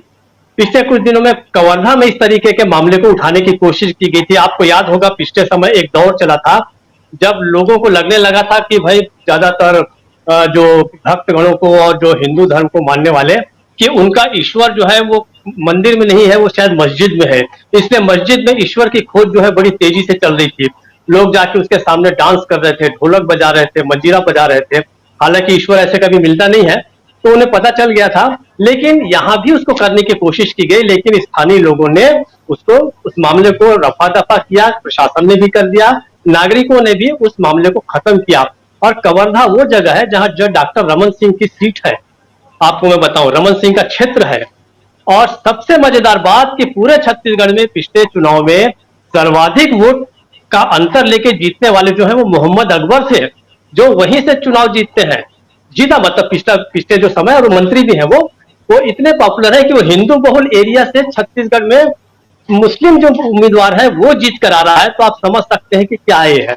दूसरी बात, यहाँ पर छत्तीसगढ़ में जो है मुद्दों की तो बड़ी कमी है ही, उसके अलावा सीएम चेहरे का भी तलाश है। और ये समझ नहीं पा रही भाजपा कि किसको यहाँ पर मुख्यमंत्री का चेहरा पेश किया जाए। डॉक्टर रमन सिंह जो है वैसे भी अब इस समय वो थोड़े से मतलब जिसको कहा जाके अब दबे हुए हैं, कोई दूसरा चेहरा मिल नहीं रहा है। तो उनके सामने सबसे बड़ी पेचीदा सवाल ये है कि यहाँ पर किसको लाया जाए। अब प्रधानमंत्री जो है वो अपना चेहरा भी यहाँ पेश नहीं कर सकते छत्तीसगढ़ में। क्यों? क्योंकि कांग्रेस ऑलरेडी इस समय जो है 90 की विधानसभा में 72 सीटें उसके पास है, 72 सीटें। पिछले चारों के चारों चुनाव जो है उसने जीते। जितने 16 जो प्रमुख महानगर पालिकाएं हैं वहां पूरे के पूरे जगह पर कांग्रेस का कब्जा है। और अब उन्होंने नारा दिया है अब की बार 75 पार कांग्रेस ने। तो और खुद भाजपा मानते हैं कि इसका फिलहाल हमारे पास कोई तोड़ नहीं है, लेकिन ठीक है, कोशिश कर रहे हैं, हमारी शुभकामनाएं उनके साथ हैं। तो कुल जमा ये है। दूसरी बात, मैं आपको एक ही उदाहरण देता हूं इंटरनेट के बारे में। अब पिछले साल का जो सर्वे है कि पूरे देश में जो है इंटरनेट जो शटडाउन कहां कितना हुआ, तो आपको आश्चर्य होगा, यूक्रेन जैसे देश में जहां पर युद्ध हो रहा है वहां पर भी जो है 22 बार शटडाउन करना पड़ा। और पूरी दुनिया में सबसे ज्यादा शटडाउन कहीं पर हो रहा है इंटरनेट का तो भारत है, जहां पिछले साल 84 बार किया गया, 84 बार इंटरनेट। भाई जहां पर आपको शांति बहाली करनी, वहां पर तो आप लोगों को जब तक कम्युनिकेशन की सुविधा नहीं देंगे कैसे हो सकता है। सरकार अगर वहां पर शटडाउन अगर कर रही है तो इसका मतलब ही है कि आप वहां पर कुछ दबाना चाहते हैं। देखिए कितनी मजेदार बात यह है कि हमारे प्रधानमंत्री या सरकारें इस तरीके की अक्सर अपील करती हैं कि भाई आप सोशल मीडिया पर किसी तरीके की कोई तनाव भरी पोस्ट न डालें, उकसाने वाली पोस्ट न डालें। और मजेदार बात यह है कि वो इंटरनेट को बंद कर देती है। अरे भाई, आप इंटरनेट को ही बंद कर देंगे तो आपका मैसेज जाएगा कैसे लोगों तक? ये जो कॉमन सेंस का भाव है, अभी संजय सिंह जो कह रहे थे कि भाई इनको कुशलता नहीं है, कार्य कुशलता, तो कार्य कुशलता का सबसे बड़ा मजेदार किस्सा यही है कि इंटरनेट बंद करके वो कह रहे हैं कि किसी तरीके की ऐसी बातें ना फैलाएं। मजेदार बात। तीसरी बात, छत्तीसगढ़ का एक और संबंध है। इसमें जो दूसरे जस्टिस हैं जिसके बारे में चर्चा नहीं हुई है वो प्रशांत कुमार मिश्रा जी हैं, जो छत्तीसगढ़ के ही हैं और छत्तीसगढ़ के हैं। उनका बहुत शानदार राहुल गांधी की बात कर रहे हैं आप। ये मैं बता दूं कि राहुल गांधी का जो बेंच है जो सुप्रीम कोर्ट में, उसमें 2 जज हैं, जस्टिस गवई और प्रशांत कुमार मिश्रा। प्रशांत कुमार मिश्रा छत्तीसगढ़ के हैं जी, छत्तीसगढ़ के हैं और वो चीफ जस्टिस भी रहे। अब पिछले समय उनके पास बहुत ही इंपॉर्टेंट जो बेंच थी वो थी ग्रीन ट्रिब्यूनल की थी। आप जानते हैं कि ग्रीन ट्रिब्यूनल किसको दिया जाता है? जिसके सामने बड़े बड़े उद्योगपतियों के वो रहते हैं, मतलब एनवायरमेंट रिलेटेड कानूनों को तोड़ने के लिए। तो प्रशांत मिश्रा जी का भी जो इतना जबरदस्त ट्रैक रिकॉर्ड है, तो मुझे ऐसा लगता है कि ये भी एक आशा की निश्चित रूप से किरण है। जिस आर.एस. गवई की बात करते हैं, मैं महाराष्ट्र की राजनीति में दलित आंदोलन को भी मैंने देखा, तो आर.एस. गवई दलित आंदोलन से निकले हुए बेहद ईमानदार नेताओं में से एक रहे हैं। तो ये तो उनके घर में जो है लेगेसी चली आ रही ईमानदारी की, और इसलिए उन्होंने पहले ही बता दिया कि भाई मेरा संबंध जो है एक ऐसे ऐसे परिवार से है, अगर आपको कोई आपत्ति न हो। तो ये कितनी अच्छी बात है। न्यायालय से यही पारदर्शिता जो है वो जनता चाहती है, बुद्धिजीवी लोग चाहते हैं। तो मुझे लगता है और आपको ये भी याद होगा कि राहुल गांधी का केस जब गुजरात में चल रहा था तो हम सब लोग इस बात को लेकर एकमत थे कि गुजरात की सीमा के भीतर न्याय की कोई उम्मीद आप नहीं कर सकते। अगर आपको या किसी को भी न्याय पाना है तो पहले आपको गुजरात से बाहर निकलना पड़ेगा, और अंततः वही हुआ। मुझे ऐसा लगता है कि न्याय के काफी करीब है राहुल गांधी, और हम उम्मीद करते हैं कि वहां पर सुप्रीम कोर्ट ये बात जरूर सोचेगा कि क्या यह मामला केवल राजनीति से जुड़ा है, क्या यह मामला केवल व्यक्तिगत अवमानना से जुड़ा है। लोकतंत्र का जो व्यापक मुद्दा है, लोकतंत्र के जो व्यापक सवाल हैं, वो सारे के सारे इस मुद्दे के साथ जुड़े हैं। चाहे राहुल गांधी एक व्यक्ति है, ये वैयक्तिक मामला हो सकता है, लेकिन in larger interest of the democracy मैं उम्मीद करता हूं कि प्रयोजन के ऊपर निश्चित रूप से जस्टिस दोनों महोदय जो है वो ध्यान देंगे, और हो सकता है कि कोई अच्छी खबर जो है आने वाले समय में हमको मिल सकती है। अच्छा इसलिए नहीं कि वो कांग्रेस के हैं, हम कांग्रेस के समर्थक हैं, हम लोकतंत्र के समर्थक हैं, और हम चाहते हैं कि इस पर न्याय हो। राजीव जी। जी बिल्कुल बिल्कुल, यहाँ भी 7 पैनलिस्ट आप लोग हैं, आप लोग भी फैसला सुना सकते हैं, आप लोग भी बता सकते हैं कि आखिर क्या होने जा रहा है। सुप्रीम कोर्ट जो फैसला सुनाएगा वो तो ठीक है, लेकिन एक फैसला जनता की अदालत में भी होता है, और हम सब जनता हैं, तो उसमें एक फैसला ये तो आप लोग सुना ही सकते हैं। और अमलेंदु उपाध्याय जी, क्या लगता है आपको?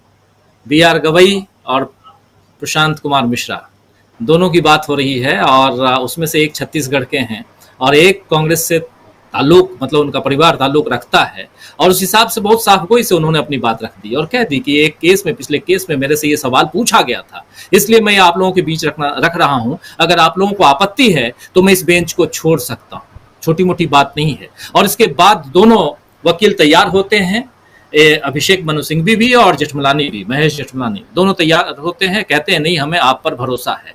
ये भरोसा क्या सुप्रीम कोर्ट, जो भरोसा सुप्रीम कोर्ट पे वकीलों का है, वही भरोसा सुप्रीम कोर्ट भी दिखाएगा।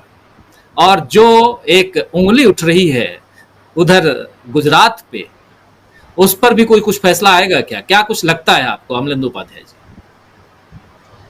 राजीव जी, पिछली चर्चा में मैंने यही बात कही थी कि जब राहुल गांधी का फैसला आएगा तो राहुल गांधी बरी होंगे या जी आप उस पर पहले राकेश जी को ले लीजिए, मैं दोबारा आ जाऊंगा। नहीं, बिल्कुल बिल्कुल, आप 2 मिनट कीजिए फिर बातें। बिल्कुल, एक बहुत इंपॉर्टेंट पाठक जी के पास एक्चुअली आना इसलिए भी जरूरी है क्योंकि प्रियंका गांधी वहीं थी और थोड़ा क्या कुछ है वो जानना जरूरी है, इसलिए बस 2 मिनट।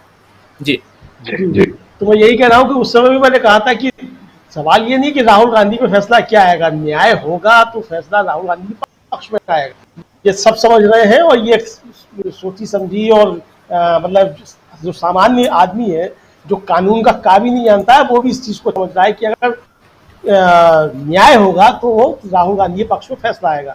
लेकिन जो महत्वपूर्ण बात है राजीव, मुझे लगता है कि इस फैसले के साथ ही गुजरात हाई कोर्ट के ऊपर कड़ी टिप्पणी जो है इस फैसले के अंदर सुप्रीम कोर्ट की तरफ से आनी चाहिए, ऐसा मेरा अपना मानना है।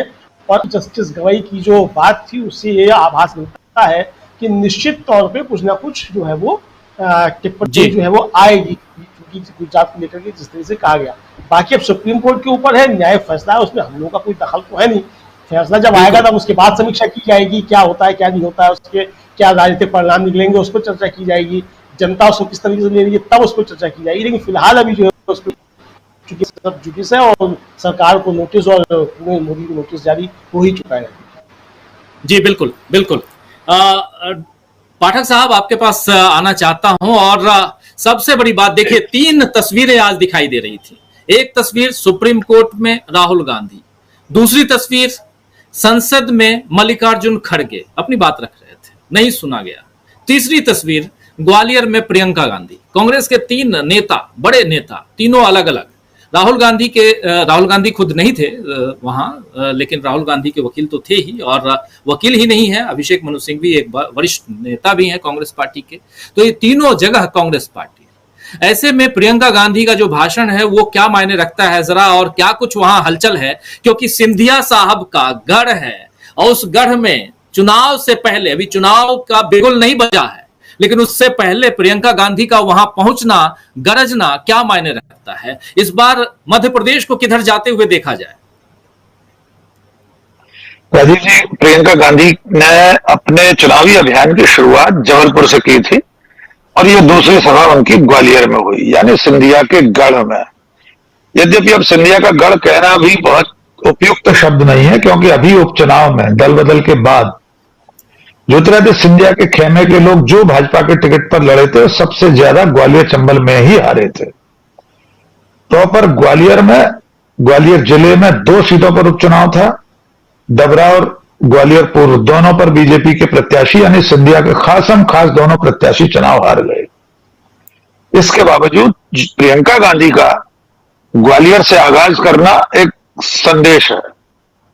थोड़ी छोटी टिप्पणियों के साथ मैं बता दूं, बाकी थोड़ी देर बाद वीडियो आपके पास आ जाएगा जो टीवी लाइव पर लगेगा आज की बैठक को लेकर। सबसे पहली बात, वे एयरपोर्ट से सीधे महारानी लक्ष्मीबाई की प्रतिमा पर गए। हम सब जानते हैं, इतिहास गवाह है, 1857 की क्रांति में लक्ष्मीबाई की शहादत ग्वालियर में हुई और तत्कालीन महाराज जयाजी राव सिंधिया की भूमिका कटघरे में रही है। तो प्रियंका गांधी ने पहला संदेश ये दिया कि वे सिंधिया घराने की जो दुखती हुई रवे लक्ष्मीबाई की प्रतिमा वहां पर गई और वहां से उन्होंने अभियान की शुरुआत की। यद्यपि मैं इसमें जोड़ दूं अपने दर्शकों की जानकारी के लिए कि 1857 से लेकर 2022 तक सिंधिया घराने का कोई भी व्यक्ति ठीक उनके महल के सामने 4 कदम की दूरी पर है लक्ष्मीबाई की प्रतिमा, जहां वे शहीद हुई थी। बाकी विस्तार से मेरी किताब आने वाली है, उसमें जानकारी मिलेगी। सिंधिया घराने के पहले व्यक्ति थे ज्योतिरादित्य सिंधिया, जो बीजेपी में शामिल होने के बाद अभी पिछले साल महारानी लक्ष्मीबाई की प्रतिमा पर गए थे, उनकी समाधि पर पुष्प चढ़ाए थे। अच्छी बात है, हम स्वागत करते हैं। दूसरी बात, बहुत सारे लोग, हम सब लोग प्रेक्षक पत्रकार ये उम्मीद कर रहे थे कि प्रियंका गांधी ग्वालियर में सिंधिया के बारे में कुछ कहेंगी, लेकिन उन्होंने विस्तार में जाने के बजाय, अभी आपने अपने वीडियो में सुनाया 2-1 बार, सिर्फ एक लाइन में बहुत कुछ कह दिया। बिटवीन द लाइंस में उन्होंने और क्लियर कट ये कहकर कि मैं 10 मिनट बोल सकती हूं जो सिंधिया जी के बारे में, कि अचानक उनकी विचारधारा पलट गई। अगर हम आम बोलचाल की भाषा में, पत्रकारीय भाषा में कहें तो वे कह गई कि ज्योतिरादित्य सिंधिया पलटू राम है। इसको हम इस तरह से पत्रकारी भाषा में कह सकते हैं, सीधे उन्होंने शब्द नहीं बोला। तीसरी बात, उनकी मौजूदगी में मध्य प्रदेश विधानसभा में कांग्रेस के नेता प्रतिपक्ष डॉक्टर गोविंद सिंह ने आजादी की लड़ाई से लेकर अब तक के सिंधिया घराने के गद्दारी के इतिहास का वर्णन किया। कमलनाथ ने भी इस कटाक्ष के रूप में एक शब्द बोला। तो कुल मिलाकर पूरी सभा को ज्योतिरादित्य सिंधिया पर केंद्रित करने की बजाय प्रियंका गांधी ने प्राथमिकता दी स्थानीय मुद्दों को। मध्य प्रदेश में भ्रष्टाचार जो हो रहा है उसको लेकर, पटवारी परीक्षा में जो अभी बड़ा मामला सामने आया है उसका जिक्र किया, बेरोजगारी की बात की। यद्यपि 1-2 तकनीकी भूलें उनके भाषण में हुई हैं। मुझे आश्चर्य है कि प्रियंका गांधी का भाषण लिखने वाले या उन्हें फीडबैक देने वाले लोग ऐसी गलती कैसे कर रहे हैं, और एक गलती तो दोहराई गई है। जबलपुर में भी वे कह गई थी कि 21 लोगों को रोजगार दिया है 3 साल में शिवराज ने, ये आंकड़ा गलत है। आज उन्होंने फिर ये बात कही, और दूसरा भी ये भी कह गई कि 1600 लोग बेरोजगार हैं मध्य प्रदेश में। तो ये तो प्रकारांतर से शिवराज सिंह की सरकार को सफलता का सर्टिफिकेट है। 7 करोड़ लोगों के राज्य में अगर सिर्फ 1600 लोग बेरोजगार हैं तो ये तो कुछ भी नहीं है। फिर भी उनका जो संदेश था वो मध्य प्रदेश सरकार के घोटालों को लेकर था, घपलों को लेकर था। सभा बहुत बड़ी थी, ग्वालियर चंबल संभाग से लाखों लोग आए थे।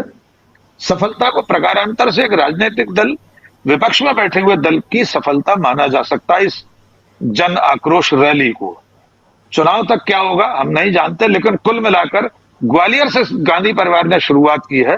ये सीधे सिंधिया को ही संदेश देने की कोशिश है। जी राजीव जी। जी बिल्कुल, बहुत बहुत शुक्रिया, बहुत धन्यवाद आपको डॉक्टर साहब जुड़ने के लिए, बहुत बहुत शुक्रिया। जी बिल्कुल, बहुत शुक्रिया, बहुत धन्यवाद। और मीनू जी आपके पास आना चाहता हूं। मीनू जी, बातें हम बहुत अलग अलग कर रहे हैं, लेकिन एक महत्वपूर्ण बात यह है कि एक तरफ संसद है और दूसरी तरफ सर्वोच्च न्यायालय है। संसद की तरफ भी नजरें टिकी रहती हैं और ऐसा लगता है, कहा जाता है कि वहीं से सब कुछ, कहा नहीं जाता है भी, वहीं से ये देश चलता है। लेकिन अगर वहां भी उम्मीद नहीं तो फिर लोग जो हैं वो जाते हैं सर्वोच्च अदालत की तरफ, और सर्वोच्च अदालत में अभी राहुल गांधी हैं। हम यहां अब 6 लोग बैठे हैं। आपसे अब पहली बार में आपको रोक दिया था मैं, लेकिन अभी अब मैं खुल के कहता हूं कि जरा बताइए कि सर्वोच्च अदालत से पहले आपका अगर फैसला हो तो आप क्या फैसला सुनाएंगे? देखिए, मेरा फैसला देखिए राहुल गांधी के पक्ष में ही होगा।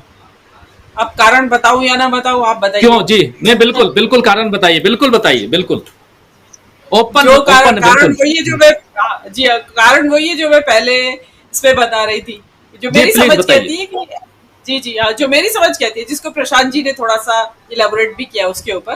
तो मेरी समझ जो कहती है कि उसपे एक तो पूर्णेश मोदी के ऊपर कहीं नाम नहीं लिया गया है, इसलिए पूर्णेश मोदी का वही लोकस स्टैंडाई की बात आती है।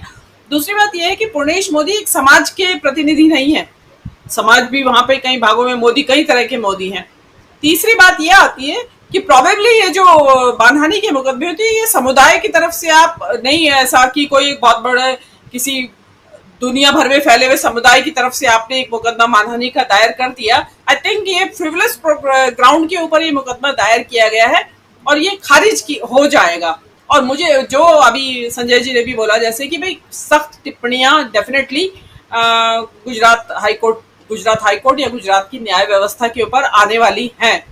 तो जो कारण है उसमें यह भी हो सकता है कि ये कहा जाए कि भाई आपको अगर अपनी मानहानि लगी है तो आप दोबारा से मुकदमा डालिए, नीचे जाइए ट्रायल कोर्ट पे, एक नया फ्रेश मुकदमा डालिए कि मेरी मानहानि हुई थी इस बारे में। फिर वहां की अदालत जवाब देगी आपको कि आपकी हुई थी या नहीं हुई थी। वो अगेन फिर वो डिफीट होंगे क्योंकि उनका तो नाम ही नहीं लिया गया है। तो मेरे हिसाब से तो फ्रिवलस है ये मुकदमा। और फिर वही बात आती है कि अगर पुराने मुकदमे खोते जाए, पुराने भाषण खोते जाए मोदी जी के और भाजपा नेताओं के, तो मेरे ख्याल से तो 5,000-6,000 मुकदमे तैयार हो जाएंगे मानहानि के, मतलब भर जाएगी अदालतें। इतने मुकदमे हैं कि उसमें 2-2 साल मतलब पूरी एक तो संसद ही खाली हो जाएगी, ऐसा भी संभावना हो सकती है अगर उन मुकदमों को किया जाए। तो ये इस तरह की चीजों को, ये एक नया रिवाज शुरू हो गया है। उसमें वो ही है कि विपक्ष की आवाज को दबाना, और वो दबाने में सफल भी हुए हैं।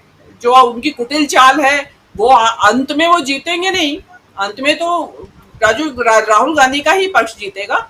और इससे एक जो सुप्रीम कोर्ट है इसको एक प्रेसिडेंट नहीं बनने देगी कि ये तो फिर आइंदा के लिए तो आप फिर चुनावी सभा में बोलेंगे क्या। अब जिसको मोदी जी की ये कहा जाता है कि मोदी जी तो बड़े अच्छे ऑरेटर हैं और ये बांध देते हैं समा, तो वो यही तो करते हैं, घुमा घुमा के शब्दों के लक्ष्य उतारते रहते हैं। उसमें वो दीदी भी करते हैं, उसमें जर्सी गाय भी कहते हैं, उसमें कांग्रेस की विधवा भी कहते हैं, 50 करोड़ की गर्लफ्रेंड भी कहते हैं। अगर वो सब लोग डालने लगे मुकदमे, और फिर मोदी जी का फिर मसाला कहाँ जाएगा, फिर जो चटकारा डालते हैं उसके अंदर चाट में, तो वो तो खत्म हो जाएगा। और नेताओं का ये इसी को कहा जाता है कि भाई इतने सलीके से उसके ऊपर डाला। जैसे अभी पाठक जी ने प्रियंका के भाषण की प्रशंसा की कि सब कुछ कह भी दिया और कहा भी नहीं। उसने कहा 10 मिनट में भ्रष्टाचार के ऊपर बात कर सकती हूँ, 10 मिनट मोदी जी की आलोचना कर सकती हूँ। पब्लिक समझ गई कि क्या क्या बोलती अगर ये बोलती तो, लेकिन उन्होंने मुद्दों तक केंद्रित रखा। तो ये मेरा यही कहना है, मेरा तो डिसीजन जो है राहुल गांधी के पक्ष में ही जाएगा। दूसरी तरफ आपसे ही सवाल है, दूसरी तरफ संसद में जो चल रहा है मणिपुर को लेकर के, और उसमें प्रधानमंत्री नरेंद्र मोदी आपको लगता है कि आके बोलेंगे संसद में? नहीं, मोदी जी नहीं, कभी भी नहीं, बिल्कुल नहीं। क्योंकि जो मणिपुर में हो रहा है वो 2002 में गुजरात में हो चुका है। तो विपक्ष में बहुत लोग हैं बोलने वाले, धुरंधर विपक्ष के नेता जो इस बात को उठाएंगे वहां पे। और मुसीबत ये है मोदी जी की कि वो वीरेंद्र सिंह को कह भी नहीं सकते इस्तीफा देने के लिए। वो उलट के सवाल कर दे उन्हें कि आपने दिया था क्या 2002 में जो मैं दे दूं। तो उनकी बड़ी मुश्किल है, बड़ी बात है जी। हाँ, तो मोदी जी की ये बड़ी मुश्किल, हाँ बिल्कुल बहुत मुश्किल है उनकी। और इसीलिए वो इस बात मुद्दे को उठने ही नहीं देंगे। वो तो चाहेंगे कि किसी भी तरह से उसको शॉर्ट कर दिया जाए, या तो सेशन को पहले कर देते थे, जैसे कि पहले प्रीपोन कर देते हैं कि भाई चलो खत्म कर दिया, सेशन ही वाइंड अप कर दिया, ये कर सकते हैं। और उसके लिए तो कभी भी नहीं आएंगे, उसमें महिला सम्मान का मुद्दा है। और महिला सम्मान को लेके मोदी जी पर्सनली कैसे है, ये एक अलग विवाद का विषय, चर्चा का विषय है। उस पर मोदी जी के पास कोई जवाब नहीं है। और जो जिस तरीके की उनकी टिप्पणियां रहती है महिलाओं को लेके, उनकी नहीं। मैं इसमें एक चीज बोलना चाहूंगी कि मोदी सरकार में जितनी महिलाएं हैं इस वक्त, राष्ट्रपति मुर्मू महिला है, उसके साथ साथ आदिवासी भी हैं, कुछ नहीं बोली है अभी तक। राज्यपाल है राज्य की, मणिपुर राज्य की अनुसुईया उइके, आदिवासी है, महिला है, और वो कह रही है कि मुझे तो अभी पता चला है। शर्मनाक, शर्म से डूबने वाली बात। NCW national commission for women की जो अध्यक्ष है रेखा शर्मा, उनको ईमेल डाला गया था इस घटना के बारे में कई दिन पहले, और उन्होंने जवाब देना तो दूर, उसकी रिसीट तक नहीं दी मेल भेजने वालों को। तो ये, और जो स्मृति ईरानी है वो तो एक ट्वीट करके चुप हो गई है। उसके अलावा आप देखिए ANI जो ये एजेंसी है, न्यूज एजेंसी जिसकी आपने शुरू में बात भी की, कितना बड़ा भ्रामक वो किया, मतलब भांग घुली हुई है पूरे कुएं में, उसमें महिलाएं भी शामिल हो गई हैं। अरे भाई, या तो फिर चुप ही रह लो, अगर आपको पक्ष लिए बगैर आपका मन नहीं मानता है तो उससे बेटर है चुप रहिए। इतना घिनौना, भयावह, खौफनाक, क्या बोले, क्या क्या शब्द लगाए उसके सामने, ऐसा कांड हुआ है और आप इस तरह की बातें कर रही हैं। संवेदनशीलता बेच के खा ली उन लोगों ने। और मैं तो राष्ट्रपति मुर्मू से समझती हूँ, उनको कुछ तो बोलना चाहिए था, कुछ बोलना चाहिए था उनको। और जो बातें कर रहे हैं सब, त्याग पत्र देते अनुसुईया उइके कि भाई मुझे इतना बड़ी घटना मेरी नाक के नीचे हो गई और मुझे पता तक नहीं चला, और या पता चल गया था मुझे और मैंने जानबूझ, मेरे को इंस्ट्रक्शंस ऐसे थे इसलिए मैंने इसका संज्ञान नहीं लिया। लेकिन बैठे हैं, सबको गद्दी प्यारी है तो ये चल रहा है। लेकिन बड़ा शर्मनाक मंजर है। मोदी जी को तो छोड़ ही दीजिए, बाकी जो महिलाएं हैं वहां पे उनको ही देख लीजिए। स्मृति ईरानी को क्यों, आप कितनी सारी महिला मंत्री हैं, विधायक हैं, सांसद है, कौन बोल रहा है? सब चुप बैठे। ब्रजभूषण सिंह, चरण सिंह गद्दी पे काबिज है, सब कुछ वैसे ही चल रहा है। हम और आप लोग उबले हुए हैं, और मणिपुर भी शायद उबल रहा होगा। और देखिए, मणिपुर वो महिला प्रधान समाज है, वहाँ इंसर्जेंसी के दौरान भी इस तरह की महिलाओं के लिए घटनाएं नहीं हुई। वहाँ ये हो रहा है, वहाँ पे खूनी संघर्ष होते रहते हैं जनजातियों के बीच में। ये तो यहाँ से गई है संस्कृति हिंदुत्व की, उनको हिंदू बनाने की तैयारी है, हिंदुत्ववादी बनाने की तैयारी है। और हिंदुत्व में होता होगा ये भी ऐसा कि महिलाओं का इस तरीके से सरेआम उनको कपड़े उतार के और सड़क पे घुमाना, शायद ये हिंदुत्व की परिभाषा में आता होगा। पढ़ा तो है नहीं, लेकिन होगा, हो सकता है उनकी इंटरनल कोई परिभाषा हो। जी राजीव जी। आप सही कह रही हैं, हम सब हिंदू हैं और हमने तो ये न परिभाषा सुनी, न हमने ऐसा कुछ देखा कभी। लेकिन ये समाज हमारा किस दिशा में जा रहा है, किस दिशा में पहुंच गया है, कहाँ पहुंच गया है, तो यहाँ कुछ भी बताने की जरूरत नहीं, सब कुछ सामने है। एक वीडियो आता है, उसके बाद प्रधानमंत्री नरेंद्र मोदी को बोलने के लिए आना पड़ता है। मणिपुर का माँ बोलते हैं, लेकिन उस वीडियो से ही नहीं, बल्कि अगर वीडियो तो एक दिन पहले आ चुका था। सुप्रीम कोर्ट जब स्वतः संज्ञान लेता है सुओ मोटो, उसके बाद बोलना पड़ता है। ये सबसे बड़ी चीज है। सुप्रीम कोर्ट, इसलिए उस तरफ इशारा हम भी कर रहे हैं, इस चर्चा में बार बार कोर्ट की तरफ आ रहे हैं। एक उम्मीद है, प्रशांत टंडन जी, जरा वो उम्मीद जो है सुप्रीम कोर्ट से, एक दूसरी उम्मीद संसद से भी लगाई जाए क्या?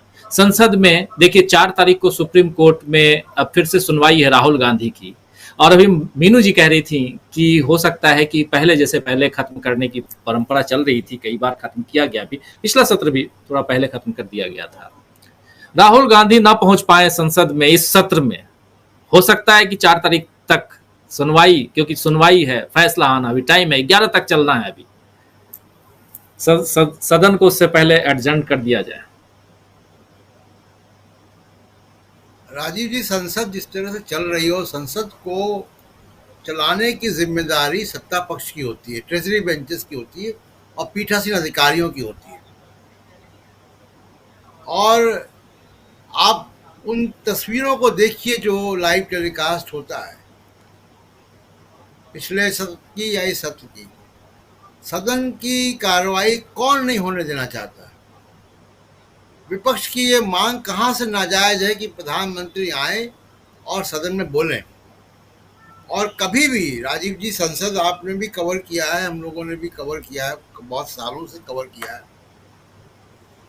प्रधानमंत्री तो खैर बड़ी चीज है, कोई मिनिस्टर ऑफ स्टेट भी पार्लियामेंट सत्र के दौरान कोई बात बाहर बोलता है तो उसके ऊपर प्रिविलेज मोशन आता है पार्लियामेंट के अंदर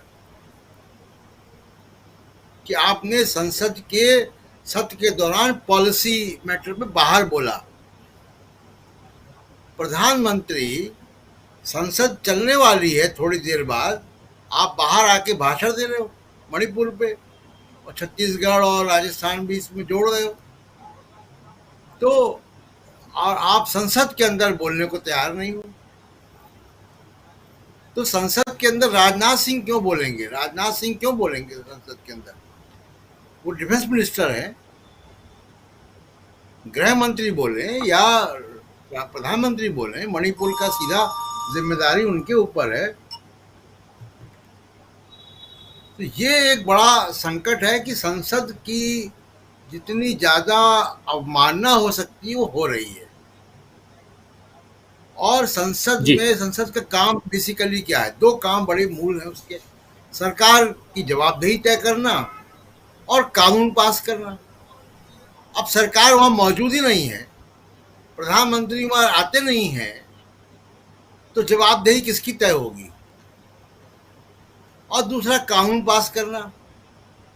कानून पास करने के प्रति सरकार गंभीर नहीं है। आप देखिए कि लगभग अब कानून ड्राफ्टिंग स्टेज के बाद कंसल्टेशन प्रोसेस नहीं है, सेलेक्ट कमिटीज को नहीं जाते हैं कानून बिल, और वो सीधे संसद में आ जाते हैं और बिना बहस के पारित हो जाते हैं। केवल ये कृषि कानून नहीं, सारे कानून, लगभग सारे कानून बगैर सेलेक्ट कमेटी में जाए पास हो रहे हैं। जी, जो आंकड़ा 18-20% का था वो 70-80% हो गया है यूपीए के समय जो था। तो ये एक बड़ा संकट है कि मोदी सरकार संसद के प्रति गंभीर नहीं है। संसद कोई सिंगल रखने से संसद की गरिमा नहीं बढ़ती है, पार्लियामेंट की बिल्डिंग बनाने से गरिमा नहीं बढ़ती है। बहुत सारी पार्लियामेंट है दुनिया भर में जिनकी इमारत हमसे छोटी है, लेकिन आप उनकी पार्लियामेंट्री प्रैक्टिसेस देखिए, कितना लोकतंत्र है वहाँ पे। और दूसरी एक महत्वपूर्ण बात ये है, जो राजनीतिक बात है, क्यों बच रहे हैं संसद से? आप देखिए कि जनवरी से, जब से बीबीसी की डॉक्यूमेंट्री आई है, उसके बाद हिंडनबर्ग की रिपोर्ट आई अडानी पर, और उसके बाद राहुल गांधी ने संसद में फोटो दिखा दिया मोदी और अडानी का, जिसकी वजह से, जिसके बाद उनकी सदस्यता चली गई और किस तरह से मुकदमा बनाया गया। भारत जोड़ो यात्रा रही है। तमाम चीजें आप देखिए कि सरकार या मोदी जी इस पिछले लगभग 6-7 महीने में सिर्फ और सिर्फ क्राइसिस मैनेजमेंट कर रहे हैं। मणिपुर भी एक घटिया और आधा अधूरा एक क्राइसिस मैनेजमेंट था कि छत्तीसगढ़ और मध्य प्रदेश और राजस्थान का नाम ले दो, ये क्राइसिस मैनेजमेंट था। तो लगातार मोदी जी क्राइसिस मैनेजमेंट कर रहे हैं। अमेरिका में सवाल पूछ लिया गया, ओबामा ने इंटरव्यू दे दिया, तो क्राइसिस मैनेजमेंट कहाँ से हो रहा है जी? ओबामा को ट्रोल करा दो असम के मुख्यमंत्री से, आप क्या बिगाड़ दोगे ओबामा का भाई? है आप, वो एक रिपोर्टर ने सवाल पूछ लिया वॉशिंगटन में, व्हाइट हाउस में, तो आप उस रिपोर्टर को ट्रोल करा दो। राहुल गांधी सवाल पूछता है तो राहुल गांधी को ट्रोल करा दो। सुप्रीम कोर्ट का जज अगर जमानत दे दे किसी को, न्याय कर दे, तो सुप्रीम कोर्ट के जज को ट्रोल करा दो, उसको एंटी इंडिया गैंग का बता दो। ये लॉ मिनिस्टर कह चुके, पूर्व सुप्रीम कोर्ट जजों को लॉ मिनिस्टर कह चुके, किरण रिजिजू जी जी, वो नौकरी में नहीं है फिलहाल, लेकिन वो कह चुके। तो ये सरकार का जो क्राइसिस मैनेजमेंट है वो सिर्फ और सिर्फ ट्रोल कराने तक है। आप देखिए कि इतना, आप कहते हैं mother of democracy, white house में कहकर आया आप मदर ऑफ डेमोक्रेसी। ये जो क्रियाकलाप हैं, जो करतूते हैं, उसको और क्या कहा जाए, ये क्या मदर ऑफ डेमोक्रेसी की कहीं से कोई परछाई भी दिख रही है आपको? और मैंने तो नहीं देखा कि इस तरीके से प्रधानमंत्री के स्तर पे भाषण दिए जाते हो, इस तरीके से ट्रोल किया जाता हो कोई मंत्री के तौर पे कि कानून मंत्री पूर्व न्यायाधीशों को कह रहा है कि एंटी इंडिया गैंग के मेंबर हैं, जी। कोई ओबामा को हुसैन ओबामा कह रहा है कि मुख्यमंत्री, मतलब बहुत ही अजीब स्थिति है। और क्राइसिस मैनेजमेंट कर रहे हैं लगातार, लेकिन ट्रोल करके कर रहे हैं, अच्छे आइडियाज भी नहीं आ रहे हैं। अब एक क्राइसिस मैनेजमेंट का उदाहरण और देखिए कि बेंगलोर में मीटिंग हो रही है विपक्षी दलों की और उनका गठबंधन का नाम भी आ गया वहाँ पे। आपने आनन फानन में इलेक्शन कमीशन की लिस्ट निकाल ली और 38 नाम से आपने एक गठबंधन बना दिया यहाँ पे, जिसमें 24 लोग जो हैं वो उस 38 में 24 लोग संसद में ही नहीं हैं। आधे से अधिक पार्टियां उनमें से हैं जिन्होंने चुनाव भी नहीं लड़ा। जी। ये गठबंधन, ऐसे गठबंधन तो इलेक्शन कमीशन की लिस्ट निकाल के संजय जी बना दे, मीनू जी बना दे, 4-6 गठबंधन मैं बना दूं। 2500 पॉलिटिकल पार्टियां हैं इस देश में रजिस्टर्ड। इलेक्शन कमीशन से नंबर लीजिए, गठबंधन आप बना दीजिए, प्रेस क्लब में आप कर दीजिए उसकी प्रेस कॉन्फ्रेंस। तो ये जो ऐसे अमलेंदु जी ने कल घोषणा कर दी है वो बनाने वाले हैं। नहीं, मैं उसको, हाँ, मैं कोई इसमें चुटकुलेबाजी या कोई अगंभीर बात नहीं कर रहा हूँ। मैं देख रहा हूँ कि क्राइसिस मैनेजमेंट कितना बचकाना है, जो कि एक परिपक्व राजनीति की कहीं से कोई आपको संदेश नहीं दे रहा है, कहीं से कोई आपको ऐसा भनक नहीं मिल रही है कि ये परिपक्व राजनीति है। तो ये बड़ी गंभीर चिंता है। और किस तरीके से आप देखिए कि जो पीठासीन अधिकारी हैं राज्यसभा के, हमने कितने समय राज्यसभा कवर की है, आप देखिए कैसे कैसे लोग वहाँ पे आए हैं और वो पीठासीन अधिकारी पब्लिक डोमेन में आके कैसी बातें करते हैं, एक विपक्षी नेता की तरह बात कर रहे हैं। मतलब वो कांग्रेस के विपक्षी नेता की तरीके से बात करता है पीठासीन अधिकारी, संसद के अंदर भी संसद के बाहर भी। जी, बहुत अजीब स्थिति है राजीव जी। बिल्कुल बिल्कुल। ये लेकिन सुनील शुक्ला जी, ये सब कुछ हम लोग तो इस पे चर्चा कर रहे हैं, हम देख रहे हैं कि क्या कुछ चल रहा है, जैसे अभी अमेरिका से लेकर के फ्रांस होते हुए असम तक। असम इसलिए क्योंकि असम से ही एक गुब्बारा छूटता रहता है। ये जो अभी कीमतें बढ़ी हुई हैं उसके लिए भी बता दिया गया कि किन के कारण कीमत बढ़ गई, महंगाई हो गई, तो इसलिए असम का नाम। और ये हम और आप सब लोग चर्चा कर रहे हैं, हमारे हजारों दर्शक, लाखों दर्शक देखते हैं इस चर्चा को और बातें करते हैं, वो भी समझते हैं, अभी भी जुड़े हुए हैं, वो सब भी देख रहे हैं। क्या ये कौन सी सियासत है, उस सियासत की कैसी रणनीति है, और क्या इसी रणनीति और इसी सियासी बिसात से अगला 2024 का चुनाव जीता जाएगा, जीत सकते हैं इस रणनीति के तहत, या एक्सपोज्ड हैं, जैसा संजय कुमार सिंह साहब कह चुके हैं कि काठ की हांडी बार बार नहीं चढ़ती है। कैसे देखा जाए इसको? इस सियासत से कोई सरकार दोबारा सत्ता में नहीं आ सकती। बिना गवर्नेंस के आप सत्ता में दोबारा नहीं आ सकते। कर्नाटक की जनता ने इसको प्रमाणित कर दिया, हिमाचल प्रदेश की भी जनता ने इसको प्रमाणित कर दिया। छत्तीसगढ़ और राजस्थान की जनता भी ये बार बार कह रही है कि जो गवर्नेंस देगा हम उसी को चुनेंगे। अभी तक ये बात नहीं कही जा रही है कहीं से भी। अगर आप ये चर्चा 2014 2019 में करते तो लोग आपके स्टूडियो में पहुंच जाते कि आप हमारे नेता की आलोचना कैसे कर रहे हैं, हमारा नेता तो नया भारत बनाने के लिए निकला हुआ। लेकिन आज ये स्थिति नहीं है। कर्नाटक में 75% से ज्यादा लोगों ने निकल करके मतदान किया और सरकार को बुरी तरह से हराया।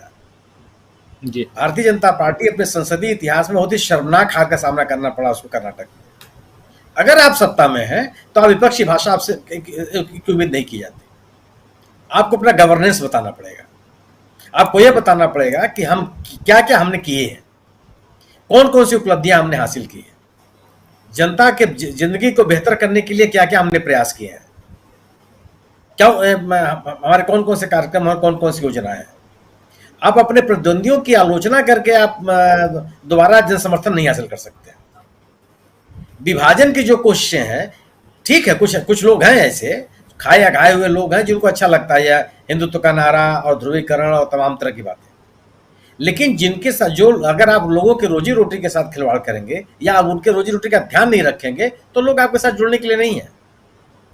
सरकारें इस बात के लिए थोड़े बनती हैं, लोग वोट देने के लिए जाते हैं इसलिए थोड़ी जाते हैं कि आप जाकर के और विपक्षी दलों पे आप हमले कीजिए, उनकी शिकायत कीजिए, उनकी पार्टियों को आप तोड़ दीजिए, चुनी हुई सरकारों को खारिज कर दीजिए। सरकार इस बात की लोग किसी राजनीतिक दल को सत्ता में इसलिए नहीं लाते, अपनी जिंदगी के बेहतर करने के लिए आते हैं, रोजमर्रा की समस्याओं के समाधान करने के लिए आते हैं।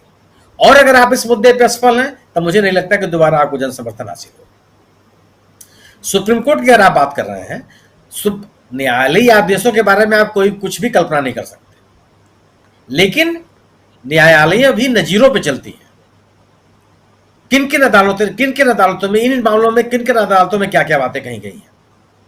जिस तरह का मामला राहुल गांधी का है, मैं नहीं जानता कि सुप्रीम कोर्ट में क्या निर्णय होगा, मैं कानून का जानकार भी नहीं, लेकिन इस तरह के मसलों पे जो सर्वोच्च न्यायालय के निर्णय हुए हैं उनको मैंने पढ़ा। इसी तरह का मसला ये सिद्धू साहब के साथ था, नवजोत सिंह सिद्धू के साथ, उनको सजा हुई थी और उनकी सजा को सुप्रीम कोर्ट ने स्टे कर दिया।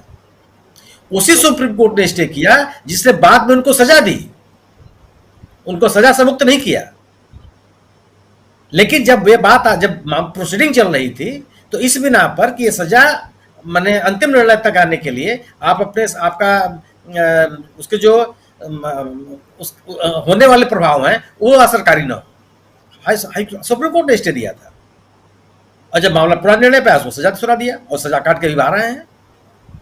आप केरल मद्रास हाई कोर्ट का निर्णय याद कीजिए जो जयललिता जी के बारे में दिया था।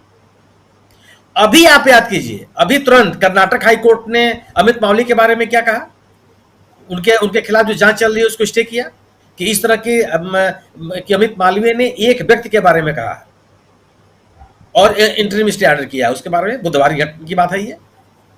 सवाल ये नहीं है अदालतें इस मामलों में कैसा निर्णय लेती है। अगर जो गुजरात हाई कोर्ट ने कहा, हमारी आपकी जानकारी में नहीं है कि अदालतें मुकदमा दायर होते समय जो तथ्य उपलब्ध होते हैं उनके आधार पर निर्णय करती है। भविष्य में जो उपलब्धि है, जो घटनाएं होती हैं उसका मूल्यांकन नहीं करती हूँ। माननीय गुजरात न्यायालय ने यह कहा कि इनके खिलाफ 10 से ज्यादा मुकदमे हैं और एक मुकदमा वो भी है जो सावरकर साहब के पौत्र ने दाखिल किया है। तो सावरकर साहब के पौत्र ने मुकदमा कब दाखिल किया था? ये जब राहुल गांधी के खिलाफ मुकदमा पूर्णेंदु मोदी का था उसके बाद दाखिल हुआ, इसके उल्लेख की आवश्यकता ही नहीं थी। तो जो अदालती नजीरें हैं उनके आधार पर ये अब और दूसरी चीज, राहुल गांधी का मुकदमे हो सकते हैं लेकिन राहुल गांधी की जो आम शोहरत है वो गैर जिम्मेदार नेता की नहीं है, एक अपराधी की नहीं है, अनैतिक कार्यों में शामिल नेता की नहीं है। यही कानून कहता है कि गंभीर अपराध होगा तो सर्वोच्च न्यायालय का आदेश है, तो उस पर आप स्टे देने के बारे में आप सोच सकते हैं कि दे कि ना दे। क्या ये गंभीर अपराध है? क्या एक हैबिचुअल अपराधी के द्वारा किया गया है? तो जी स्थितियां जो है वो उसके अनुसार, अगर आप न्यायालय की बात करेंगे तो न्यायालय भी अपने कानूनी व्यवस्थाओं के आधार पर निर्णय लेता है। उसके सामने ये भी होता है कि ये सर्वोच्च न्यायालय का निर्णय होगा, भारत के सर्वोच्च न्यायालय का, जहां दुनिया में इसको कोर्ट किया जाएगा। दुनिया में जब इस तरह के अवमानना के मामलों में आपराधिक मामले बंद कर दिए गए, उससे विचार ही नहीं किया जाता, वो प्राविधान ही खत्म कर दिया गया। दुनिया के तमाम विकसित देश है, हमारे देश में भी यह बात जेरे बहस है कि इसको आपराधिक मामला माना जाए कि ना जाए, कोई इस तरह के अपराधी इस तरह के आरोप में जेल भेजा जाए कि ना भेजा जाए। इस तरह की स्थितियां बनी हुई है। आप किसी मुद्दे को बहुत लंबा थोड़ा खींच सकते हैं। अदालतों के सामने तो तथ्य आएंगे और आपकी स्थिति क्या है। अब पूरे के पूरे मामले को अगर आप देखिए ना, एक वही मोदी साहब जब ट्रायल कोर्ट में मामला सुनवाई चल रहा था तो उन्होंने स्टे ले लिया। किस तरह से आगे चलते चले गए मामले। एक गवाही साहब कह रहे हैं कि साहब चूंकि मेरी पृष्ठभूमि कांग्रेस की रही है तो आप सोच लीजिए। माननीय गुजरात न्यायालय के न्यायमूर्ति साहब तो नहीं कहा साहब कि मैं इन भाजपा के नेताओं का वकील रह चुका हूं। ट्रायल कोर्ट के सेशन कोर्ट ने भी ये नहीं कहा कि साहब मैं माननीय भारतीय जनता पार्टी के नेताओं का वकील रह चुका हूं, आप हमारे बारे में मेरे पास ये मुकदमा लाइए चाहे मत लाइए। एक साफ गोई सर्वोच्च न्यायालय में है और एक साफ गोई निचली अदालतों में आप देखते चले आ रहे हैं, जो बातें सामने बाद में आई। सर्वोच्च न्यायालय क्या निर्णय करेगा, लेकिन जो तथ्य है वो उन तथ्यों के आधार पर जो फैसले होने, और अब तक का जो सुप्रीम कोर्ट के नजरे हैं उसमें यह है कि लोगों को राहत मिलती रही है। मिलेगी कि नहीं मिलेगी मैं नहीं कह सकता, लेकिन अब तक तो राहत मिलती रही है और इनवेरिएबली राहत मिलती रही है। अब तक के इतिहास में किसी भी व्यक्ति को अवमानना के मानहानि के मामले में 2 साल की सजा नहीं हुई है, पहली बार हो रहा है। तो ये तमाम चीजें हैं जिसके आधार पे ये होना है, ये तमाम चीजें सामने हैं। इसलिए आप चीजों को तथ्यों के साथ खिलवाड़ नहीं कर सकते। आप मणिपुर में जो आपराधिक घटनाएं हुई हैं, जिस तरीके से महिलाओं का अपमान हुआ है, जिस जघन्य अपराध हुए हैं, उनको आप छत्तीसगढ़ और राजस्थान का नाम लेकर के उनकी गंभीरता को कम नहीं कर सकते। आपको लगता है कि आप इस तरह की कोशिश करके आप उसकी गंभीरता को कम कर देंगे और देश में जो हलचल मची हुई है उसको आप प्रभावित कर लेंगे। संभव नहीं है। इतनी संवेदनाएं लोगों की मरी हुई नहीं है, और अगर इतनी संवेदनाएं मरी होती तो जो प्रदर्शन दिल्ली में हुआ, जो प्रदर्शन इम्फाल में हुआ या अन्य जगह हुआ, वो ना दिखाई पड़ता आपको। तो तमाम राजनीतिक मुद्दे हैं, उन मुद्दों पर की जवाबदेही सरकार के सामने है, और इस जवाबदेही से कैसे निपटेगी तो आने वाला समय बताएगा। जो बता रहे हैं प्रशांत जी कि जो क्राइसिस मैनेजमेंट है वो कितना अविश्वसनीय है और छोटे स्तर का है कि लोग उससे कन्विंस नहीं होते। जी बिल्कुल बिल्कुल। क्लोजिंग कमेंट चाहूंगा जल्दी संजय जी आपके पास आना चाहूंगा। समय तो बहुत ज़्यादा ले चुका हूं आप लोगों का, क्या कहेंगे संजय जी? संसद से सर्वोच्च अदालत तक, सुप्रीम कोर्ट सुप्रीम है, इसीलिए वहाँ के वकील जो हैं माफ़ करें, वहाँ के जो चीफ जस्टिस और उनके नीचे जो लोग हैं, यानी कि जो जस्टिस गवई हैं, जस्टिस मिश्रा हैं, ये साफ गोई के साथ अपनी बात रखते हैं। लेकिन दूसरी तरफ आप देखिए, गुजरात हाई कोर्ट के जो जस्टिस साहब हैं, हेमंत प्रच्छक साहब, वो पहले वकालत कर चुके हैं और अमित शाह के वकील रह चुके हैं। समझ सकते हैं हाँ, और भी पुराने मामले हैं, और वो चीफ जस्टिस तक गया है और सुप्रीम कोर्ट में भी हुआ है वो सब। तो और उसके फैसले भी हैं, उस पर आर्टिकल भी लिखा जा चुका है, वो सब है, हम लोग जानते हैं और सब पब्लिक डोमेन में है। लेकिन राहुल गांधी को सजा का जो मामला है उसको मैं ऐसे देखता हूं कि एक बलात्कारी या यौन शोषण का आरोपी गिरफ्तार नहीं हो रहा है, उसको जमानत मिल जा रही है, और सिर्फ ये कहने के लिए कि सभी चोरों के नाम मोदी क्यों है, राहुल गांधी को सजा हो जा रही है। यह व्यवस्था है। अगर व्यवस्था है, एफआईआर, कोर्ट, सरकार, कानून, अदालत, वकील, तो उसका रिजल्ट यही है कि एक यौन शोषण का आरोपी जिसका काम था कि वो देश के खिलाड़ियों को आगे बढ़ाता, ले जाता, रिप्रेजेंट करवाता, देश के लिए पुरस्कार जीतता और खिलाड़ियों को एनकरेज करता, वो खिलाड़ियों का यौन शोषण कर रहा था। सही गलत की बात ही नहीं है, उस पर ये आरोप है, और उसको ना पद से हटाया जा रहा, ना उसके खिलाफ कोई कार्रवाई हुई, और दूसरी तरफ सिर्फ ये पूछने के लिए कि सभी चोरों का नाम मोदी क्यों होता है, राहुल गांधी को सजा हुई है। ये व्यवस्था है, और यही चिंता की बात है। अब सुप्रीम कोर्ट में छूट जाए राहुल गांधी, या सुप्रीम कोर्ट में उनको सजा ना हो, लेकिन भारत में मुकदमा लड़ना सजा भुगतने से कम नहीं है। मुझे कभी अदालत में जाना नहीं पड़ा, पुलिस से कोई पंगा नहीं हुआ, ऐसी कोई स्थिति नहीं आई, लेकिन एक मामले में मैं गवाह था, और गवाह के रूप में जो मुझे गवाही देने के लिए जो जाना पड़ा, उसी में नानी याद आ गई थी, और मुझे लगा, मैंने कोर्ट में ना टॉयलेट है, ना पंखा है, ना बैठने की जगह है, और मैं दिल्ली के 30,000 अदालत की बात कर रहा हूं। तो एक गवाह के रूप में दिन भर मुझे जब बैठना पड़ा, तो उतनी वो सजा ही थी। अपराध तो बहुत बाद की बात है। और राहुल गांधी ने अगर ये कह दिया कि सभी चोरों के नाम मोदी क्यों है, तो हम देख रहे हैं कि स्थिति क्या है। और जब 2019 में जो कहा था, तो जो कहा था उस लिहाज से मुझे नहीं लगता कि उसमें कुछ बहुत बड़ी बात है, और कुछ गलत है या कुछ बने मुकदमा करने लायक मामला भी है। तो सुप्रीम कोर्ट में तो कायदे से इस मामले में ये होना चाहिए कि आपने अदालत का समय खराब किया और अदालत का ये सब ये किया। अगर वो सब नहीं होता है और मैं उस सब की बात ना करूं तो मुझे सिर्फ ये चिंता ही पर्याप्त लगती है कि राहुल गांधी को सजा हो गई और वो बच गए। दूसरी बात ये है कि मोदी जी जब से सरकार में आए हैं तब से उनका 1 पॉइंट टारगेट राहुल गांधी थे और राहुल गांधी को उन्होंने जितना डैमेज कर सकते थे किया सब तरह से। तो उसमें 1-2 मामले नहीं बनेंगे, कई बनेंगे, अभी मीनू जी ने कहा। तो वो राहुल गांधी तो वो नहीं करने जा रहे हैं। तो डेमोक्रेसी में एक ऑपोजिशन होता है और ऑपोजिशन की एक टीम होती है।